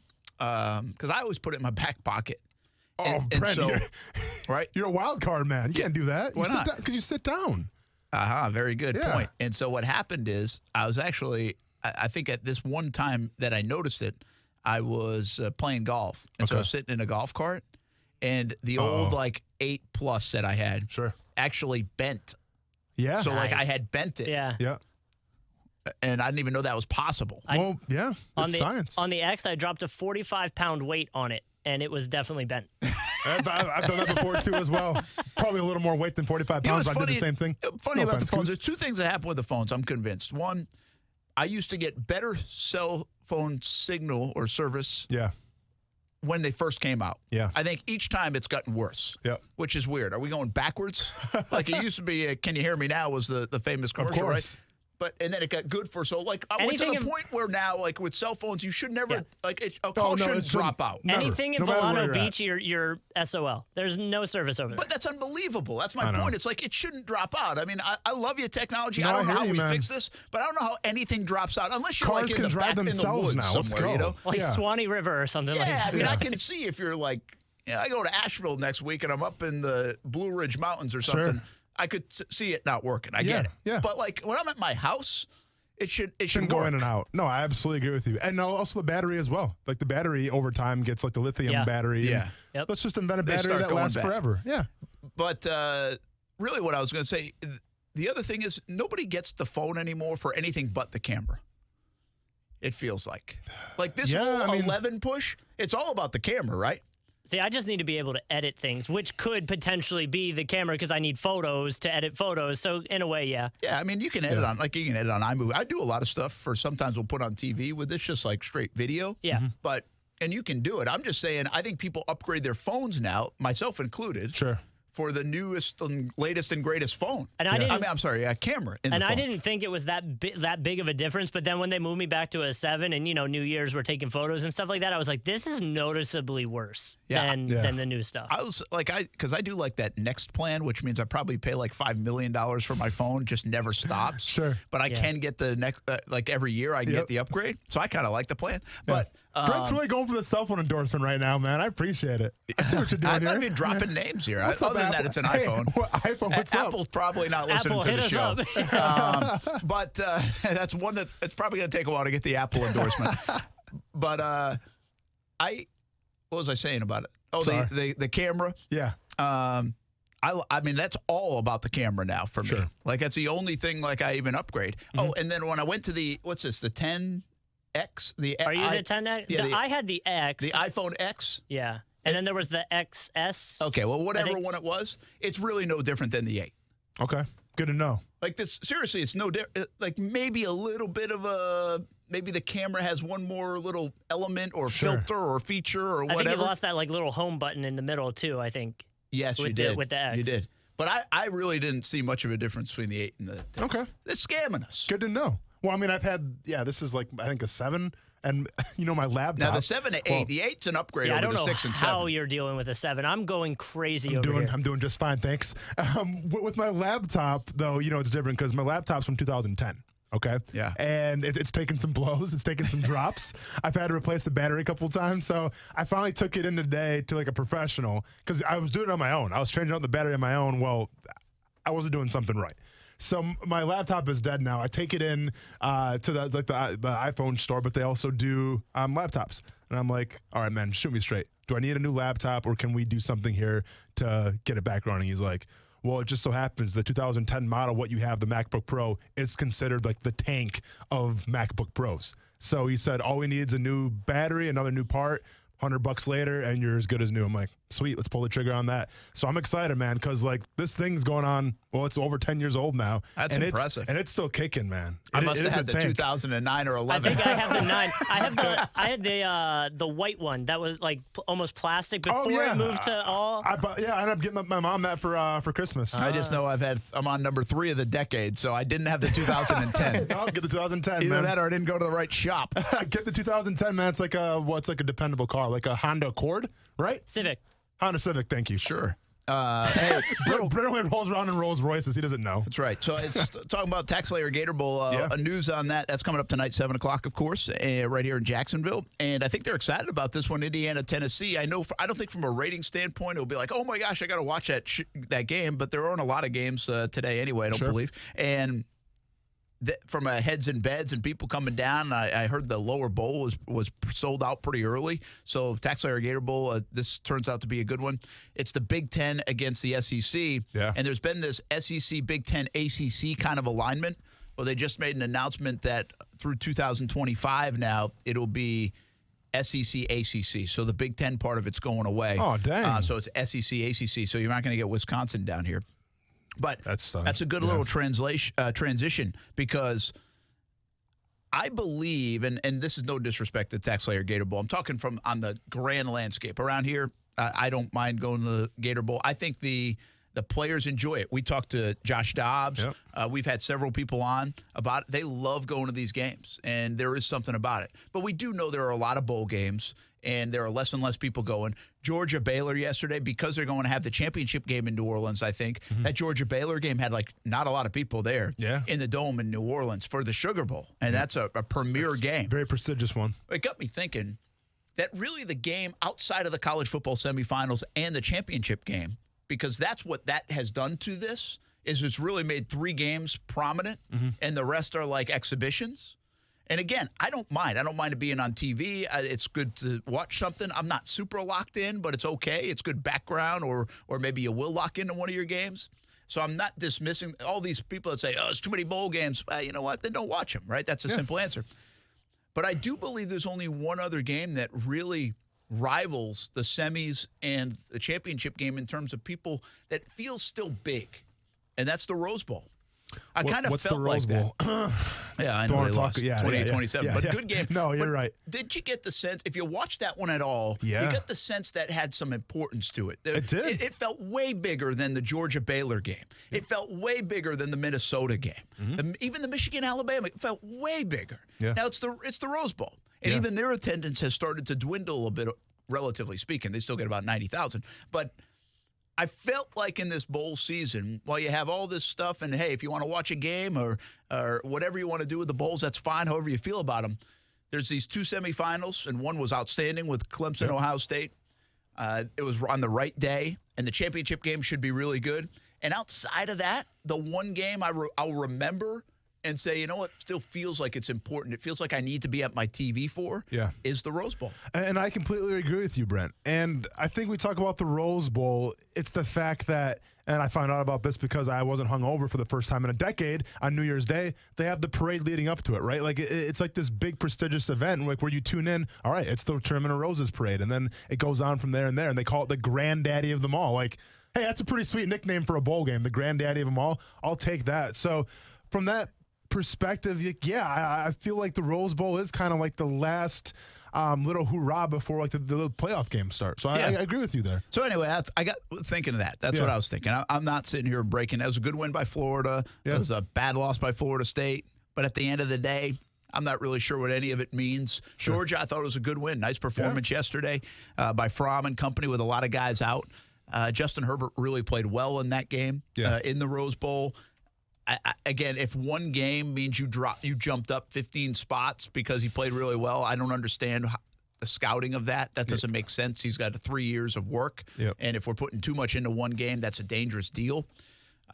Although I will say, like back in the day, I remember when Justin Blackmon, Oklahoma State, I watched him in the bowl game. I was like, oh my goodness, that guy is tremendous. Like I hadn't watched a lot of Oklahoma State, and that was the time I saw. I was like, wow, and it was wow for a little bit, but. So that's kind of bowl season. I mean, now we go. We'll talk Clemson and who else playing? LSU. Clemson, LSU, and we got 8 days to do that one because that's become like the Super Bowl. Now they take a week off. Yeah. Well, and here's the one I want to ask you. You know, and it's like you said, the takeaways from these bowl games. Can you really do much? Obviously, Wisconsin, in my opinion, got screwed. But I'm a homer, and we don't have to get into it. But. That was a bad call, by the way. The offensive pass interference? It was a bad call. Come on. But still, your Badgers turned it over 4 times, man. I understand that. At the end of the day, the Wisconsin band was way bad. Did you watch the band I saw what you tweeted. Yeah, but did you see Oregon? Oregon looked like a bunch of flight attendants at an airport with their uniforms. They looked like absolute, and where's the camera?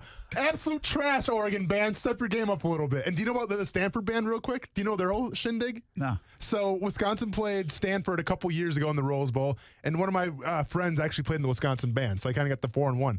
Well, the Stanford band is like known as the alternative band, so like they literally, like the drummers, you know, they play like the toms. Well, there was a girl playing the kitchen sink, like literally like a kitchen sink. Like they don't care. Like their whole shtick is, we're in band, but we don't really care. We're kind of too cool for everything. We're going to be different. Yeah, and that's Stanford, man. But yeah, the Wisconsin band's pretty cool. But anyways, I got sidetracked a little bit. My biggest takeaway from these bowl games so far, Brent, and I'm talking more about Oklahoma and more about Baylor. Man, you want to talk about a conference getting exposed, especially their top talent getting exposed from their offensive point of view. Yeah, sure, you got Oklahoma, who's a very dynamic offense. Baylor had one of the most high-powered offenses of all college football.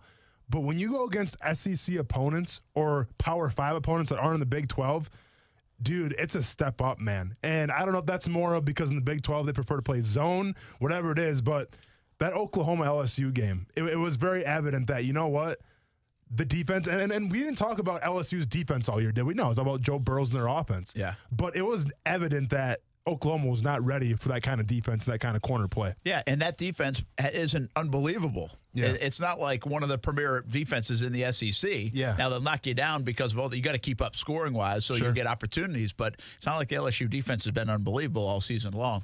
So, yeah, I get your point. The Big 12, even Texas, who comes away with a big win, you're like, okay, then why were they 7-5?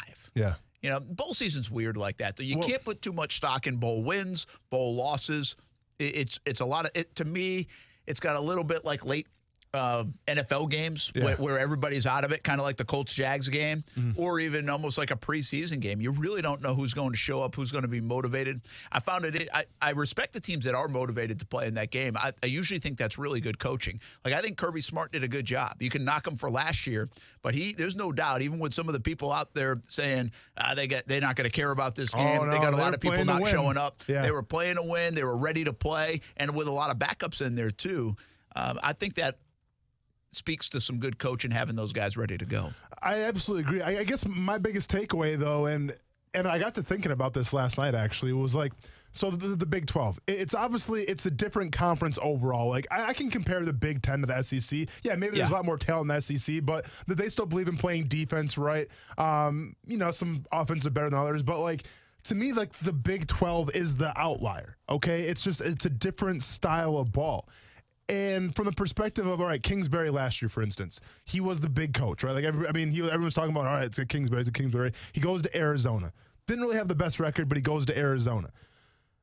We'll see how Arizona does going forward. We were not really sure yet. We have a small sample size. We'll see. But I guess my question to you, Brennan, Matt Rule can't really be qualified for this thing if he was to go to the NFL, if he was to go to the Giants or go to the Cowboys, because he hasn't been in the Big 12 for that long, right? But, like, my question to you is, do you kind of have to pump the brakes a little bit, even though it's an offensive-minded league in the NFL?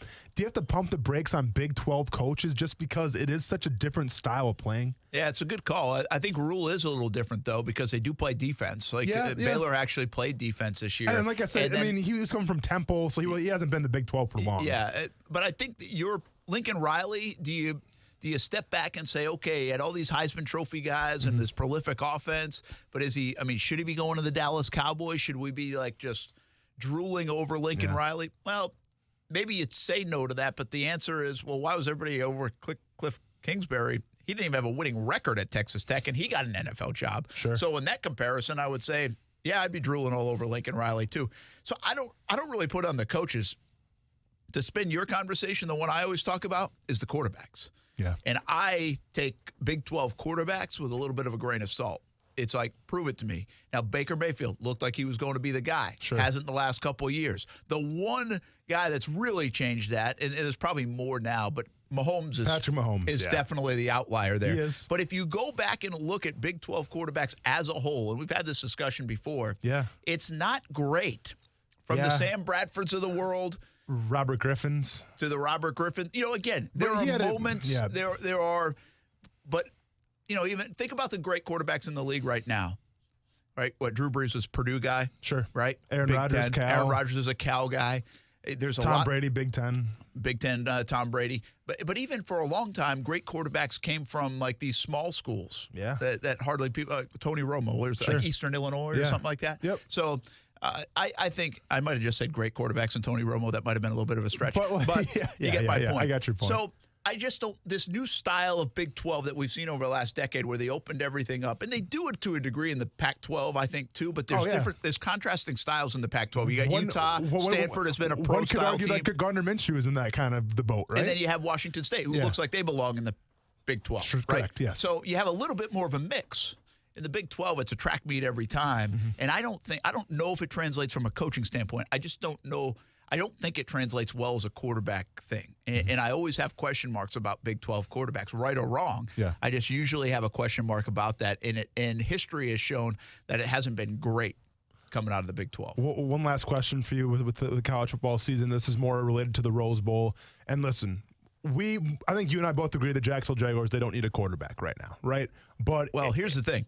I don't know if they don't need one. Yeah. I'm pretty sure they're not investing in one. They're not going to invest They traded the in 5th round pick. Yeah. They've got a 6th round pick they think they like, and they have $88 million tied up in another one. Exactly. But one could argue if the regime staying here kind of helped that decision out too a little bit. I think if the new regime comes in, it differs. But Justin Herbert, this was a guy last year, Justin Herbert out of Oregon, was supposed to be the number one quarterback taken in the draft. Now, whether that was going to be true or not, we have no idea. Justin Herbert opts to stay another year. He wins the Rose Bowl. Had a pretty good showing. Showed he's really mobile, which I knew he was fast, but he was impressive with his legs against the Badgers. But my question to you is, do you think he helped, or did it stay the same of his draft stock by staying another year? I think it's pretty similar. Yeah. I do. Yeah. I don't know if that says more about the rest of the field and maybe even a Tua who's that shaking was my up. next point. Yeah. But I think it's pretty similar. Okay. And I got to be honest with you, man, I'm not in love with the guy. Me neither. And we get college football has opened our eyes to this. We want gaudy numbers, right? Sure. And so, like Jonathan Taylor, 2 straight 2,000-yard seasons. Those are gaudy numbers. Like it's only happened one other time. I think it was Troy Davis, Iowa State, back in the 90s. But to me, that doesn't also automatically mean he's going to be a great pro. Correct. Well, in the quarterback position, we do get caught up in gaudy numbers, and we say, well, I don't want that guy if he couldn't throw for 4,000 yards and 45 touchdowns. I mean, look at Justin Fields. He's thrown 40 touchdowns in 1 pick. Yeah. He's going to be a great pro. Yeah, I don't know. I don't know. I think, it's a little bit like college basketball in the NBA. Sometimes we'll see a third best player on a college basketball team become the best player in the NBA out of those 3 guys. Yeah. So I think that's what makes it hard.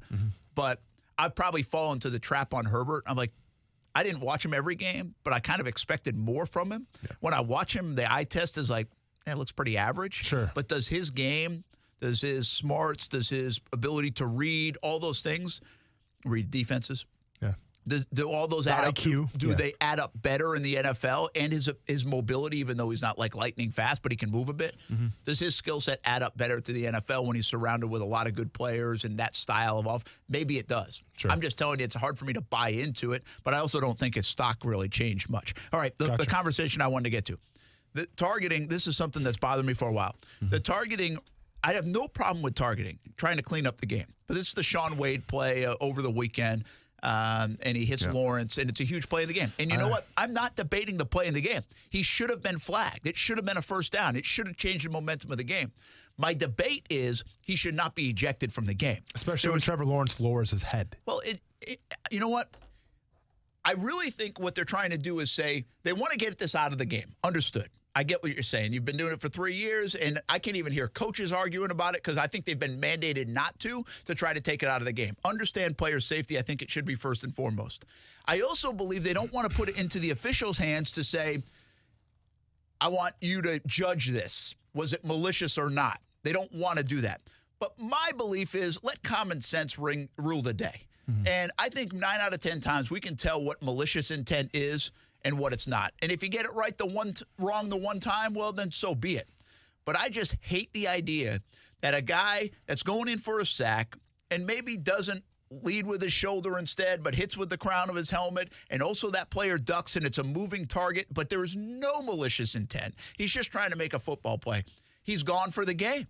It just doesn't make any sense to me. Like, I don't know what do the numbers show that we're saving the health of the players? Like, are people learning about it right now? Like, is Shaun Wade never going to make that play again because he got ejected?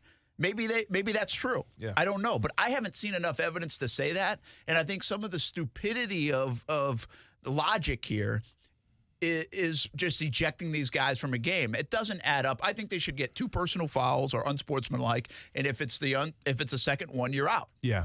And at least you give these guys a little bit of leeway. It's a hard thing to do, man. You're trying to play a million miles an hour, even if we're in a slow motion world.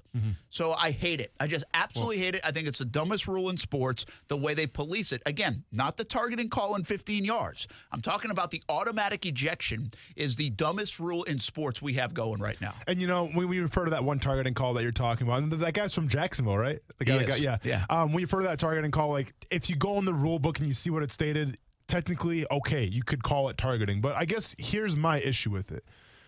If you go to an NFL locker room, Brent, and you ask players, what do you prefer to have your position coach be? A former player or a guy that never played the game at all? They're obviously going to say a former player because, they understand the game a little more, right? They know what you're going through themselves. Well, the same thing can be said for the officials that are making up these rules. Because any official that made up that targeting rule, Brent, could not have played football. There's no way, because he would understand that the game is so fast. And what you're asking these kids to do is damn near impossible, okay? Especially that call with Trevor Lawrence, man. Like, he was lowering his head. It's hard for me to explain because it's such a fast game, right? And I get some penalties regarding the pass interference calls, and I get it. It's an offensive-driven kind of thing. We got to keep guys healthy, all that stuff. Okay, fine. But there comes a point in making rules where you got to ask yourself, are we hampering the players now because we're literally handicapping them, okay? And that's what I feel like this targeting, especially the one against Clemson, that's what it was. You handicapped the guy that was making the hit. You want him to literally stop in his tracks to analyze a situation that's happening 0.1 of a second, and you want him to make a proper tackle and wrap up. That's not how this game works, Brent. It's so fast, and you know more than anybody. You've seen it. You've been on the sidelines. You know how fast those plays happen. It's damn near impossible to ask these kids to not target sometimes with some of these plays. Yeah, so that's what I'm trying to say. I feel like, what we'd want to do is get rid of texting and driving. Sure. Right? Yeah. Well, absolutely. So if you got pulled over, which I think you now can, right? In Florida in 2020? You can get pulled over? Right? Yeah. You get pulled over for texting and driving. Yep. So be on the alert. But if you got pulled over, it'd be like, yeah, you get an automatic year in jail. It's like, no, none of us would sign up for that. That's stupid. That's Correct. dumb, right? Yes. That's a little bit too much of a penalty. Well, while it's not apples to apples, my point is the punishment doesn't fit the crime half the time, 75% of the time, maybe 90% of the time in college football with the automatic ejection. And I'll end it with this because I did on social media too, but this is the one that gets me. It's the kid from Charleston Southern playing in the swamp against Florida. And if you're at Charleston Southern, you get like one shot to play in the swamp, man. You get one shot to play maybe an SEC school. And this is your moment. You're like playing in the SEC. It means everything, this man. is what I've you been worked there for all your life, and you're a linebacker or whatever the kid was. And I'm telling you, man, on the first play of the game, I think it was the first year of this rule. First play of the game, he got called for targeting, ejected. 10 seconds into playing in the swamp at Florida for Charleston Southern, this young man that had worked his butt off, and there was no malicious intent to it. He just, again, it was one of the moving targets, and the head hit head. He's playing football, man. And the guy was gone. I mean, I still feel so bad for that kid because that's like your moment. That's your Super Bowl. That's it. Football's over after you're playing at Charleston Southern. But that was your moment you're going to tell your grandkids about and everything else. And you really didn't do anything malicious or intently wrong except go try to make a tackle and play the game. And, you might have led with a head or your head hit the head. I just think that one to me sums it up. I would show if I had to talk to a committee in the NCAA, officiating committee, coaches committee, or whoever's ruling this thing, competition committee, I would take that example and be like, this right here is why it should not be an automatic ejection. Yeah. And then I'll show you the 5 that should be an ejection. Because there are some times that it should. It's just a dumbass rule, man. It's a dumbass rule. And I'm just happy that I played football when I did play football. Because if I would have played nowadays with this targeting rule, Bruno, I would have been out half the games, man. You know, like, I understand. If it's a targeting and it's on the fence, go ahead and give him a 15-yard penalty. So be it. But don't take the kid out of a game for trying to make a football play, man. Don't punish a kid and take him out of a game, especially in such a big game like a playoff game like that. What I would like to see and know, and I'm sure they would probably fudge these statistics just to fit their narrative, but I would like to know if it's gone down. And I don't know how that's tracked or followed. I haven't seen anything on that. But is it working? No. And is it policing itself? But, man, these big games, these kids, I feel bad for the kids. The teams, the whatever. Oh, no, man. But it's too bad. I don't think it really cost Ohio State the football game. No. The penalty changed the momentum at the time, but I'm not sure. I thought the kid that came in for Wade actually did a nice job, but it could have cost them the football game. They still had 2.5 quarters to play. All right, when we come back, we'll put a bow on the show. Action Sports Jax on ESPN 690 here on a Thursday. Come party with us on January 17th. Everybody, this is Brett Martineau and Austin Lane from Action Sports Jax on ESPN 690. We're almost a year old here on the show. You mentioned a party. Can we tap the keg and do a little drinking? The folks that come to the party can. We probably can't. We're doing a live show here at the studio. So it's going to be a giant celebration for everybody, but we still have to work. Yes, we still do have to work. Fair enough. You can be a part of it. Register at ESPN690.com. Giveaways, food, drink, and the show. Our 1-year anniversary on ESPN 690 on January 17th. Fact: about half of all men will experience ED or PE. Fact: both ED and PE are highly treatable. Fact: a safe, effective treatment is just a call away.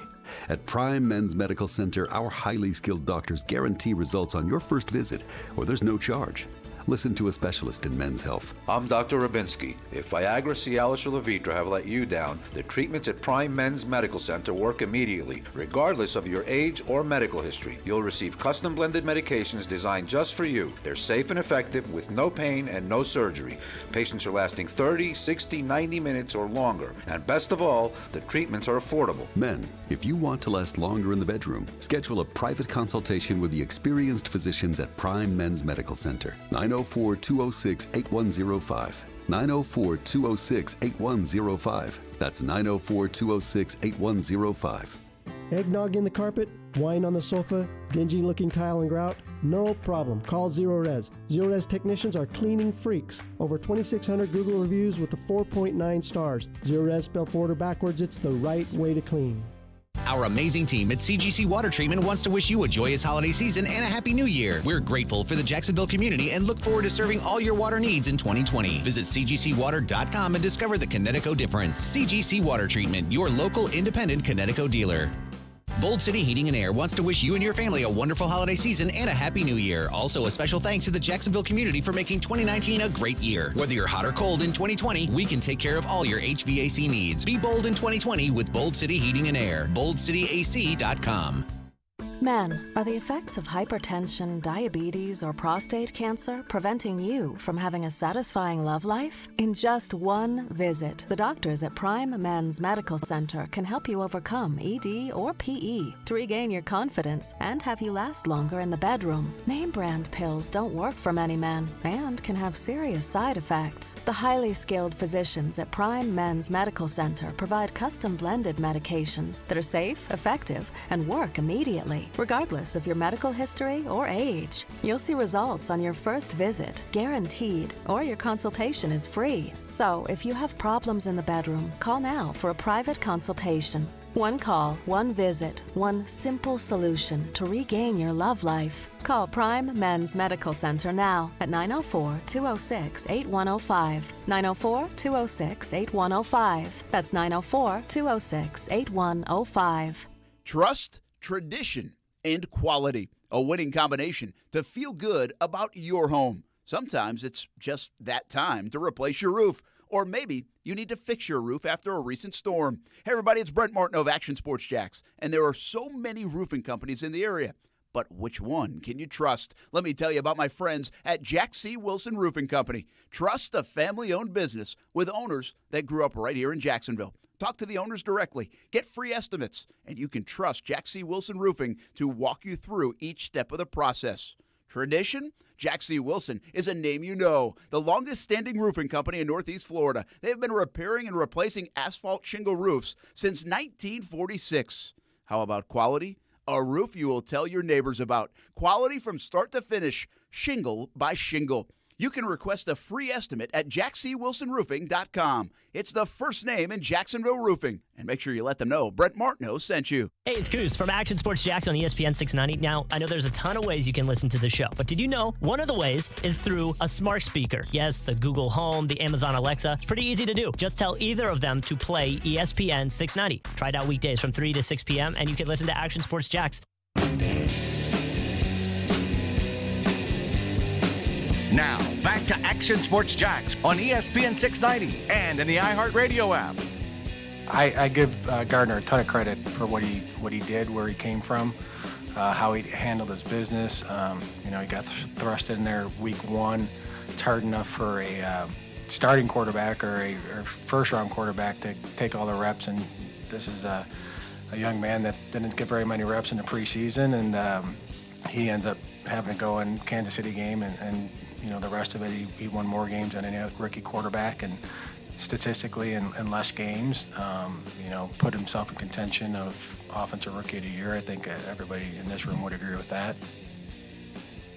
That's Dave Caldwell and Gardner Minshew. Did you see the Sports Illustrated? They didn't even have him on the list. I know, I saw that. For Offensive Rookie of the Year.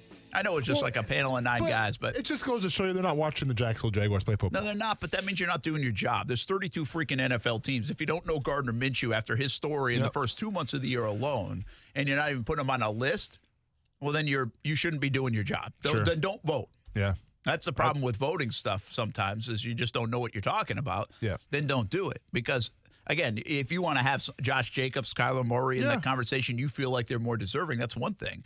But how do you not have Gardner Minshew right in the middle of it? It makes no sense. So, and even, even like Josh Allen, I think was third. They had Metcalf too at receiver for possibly. Yeah. I'm like, I get he had a great season, but come on, man. I was trying to think who they had. Josh Allen was behind. It was Bosa and then somebody else in between him and now I can't even think about it. But either way, Jaguars should have both of those guys at least in the running. I don't think either one will win. I think Bosa has become Bosa's like the early Heisman guy. Mm-hmm. You know, that in the first 2 months he's got the Heisman, and you have to wrestle it away from him. It doesn't matter what you do. And I think if you actually did the numbers, and I wonder what like Pro Football Focus would say, but if you look at the sack totals and the consistency during the year and some of the pressures and then per snap and all that kind of thing, I bet Josh Allen is either right there with Bosa or even ahead of him. Oh, for sure.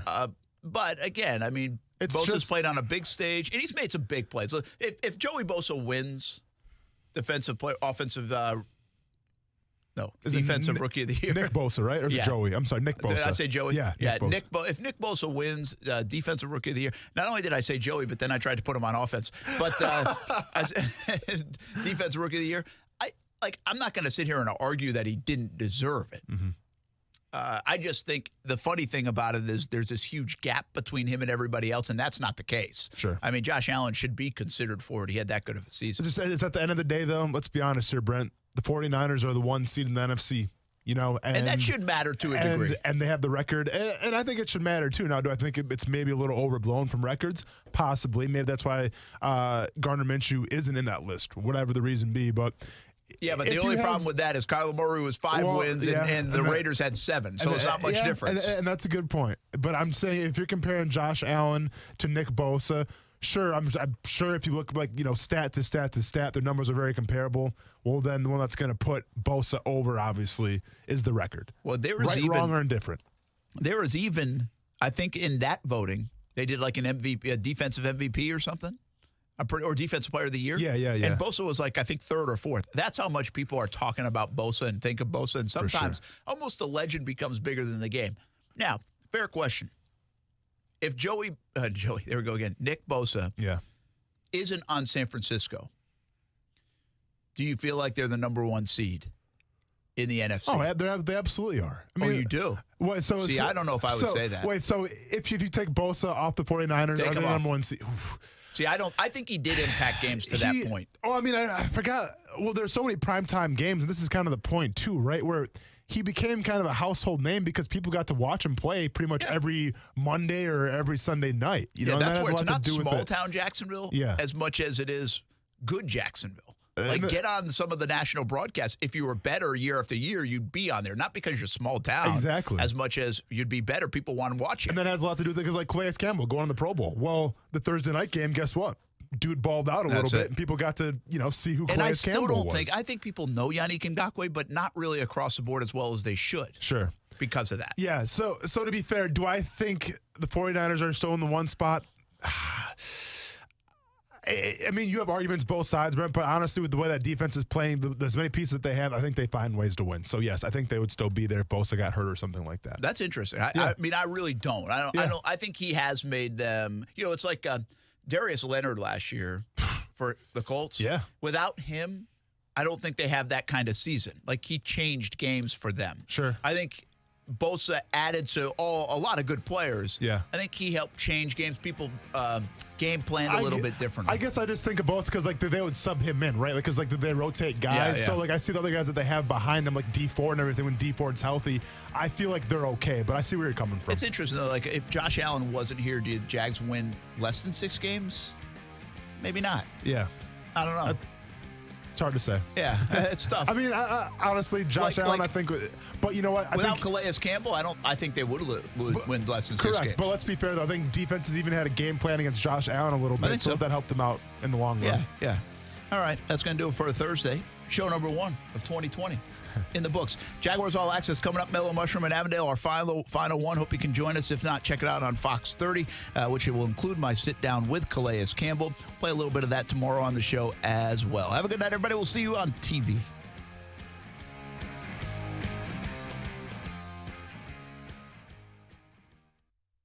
Peace of mind. It's one of the most important things we can have and sometimes the most elusive. I'm Eli Anajar from the law offices of Anajar and Levine. Auto accidents are tough enough, but can be downright scary if the other car leaves the scene before the police arrive. You may still be able to make a claim if there's available uninsured motorist coverage. Call us to help ease the fear and help you present your claim. Call the law offices of Anajar and Levine at 904-600-4000 for a consultation. That's 904-600-4000. Office in Jacksonville. Happy holidays from Mr. Chubby's Wings, the best wings in town. Hey everyone, it's Brent Martineau. It's not just holiday season. It's football playoff time. It's bowl season. It's party season. Bring the party to Mr. Chubby's Wings. 2 locations, the West Side and Fleming Island. Eat off that fantastic menu, including those maple Cajun wings. Have some beverages. Watch as much football as you want. Or you can bring the party to your house. Just order some wings and take it home. Mr. Chubby's Wings, 2 locations, the West Side and Fleming Island. Chub it up with the best wings around. Kick off the new year at Renna's Pizza. Want a fresh one? Renna's has fresh ingredients, fresh food throughout the menu, and the pizza is so fresh and so good. Hey everyone, this is Brent Martineau. We love bringing the show to Renna's Pizza. We know we'll eat well, and we were at the Neptune Beach location recently. Perfect setting to hang out, eat, drink, and watch the games on TV. Renna's has you covered with 5 locations in Northeast Florida, Marsh Landing, Bay Meadows, Argyle Forest, San Jose, and the newest location in Neptune Beach. Kick off the new year at Renna's Pizza. Listen up. In 2016, a New Mexico House seat was decided by only 2 votes out of almost 14,000. In 2010, a state house race in Vermont was determined by 1 vote. In 2002, a Connecticut House seat was determined by just 1 vote out of more than 6,000. In 1994, a Wyoming state house seat vote ended in a tie. The winner, chosen at random, went on to become Speaker of the State House. Your voice matters. Use it. Go to letsfreethevote.org to learn more. Broadcasting live from the ESPN 690 Anajar and Levine studios. Anajar and Levine Accident Attorneys. Call 904-600-4000. That's 904-600-4000. ESPN 690. Jacksonville's home for ESPN Radio. WOKV Jacksonville. Listen live everywhere you go on ESPN690.com. ESPN 690, a Cox Media Group station. Possible? We'll preview the full slate, plus the latest on the head coach of the Dallas Cowboys, whoever that may be. Go Look and Win Go Friday, 6 Eastern, ESPN Radio, ESPN 2.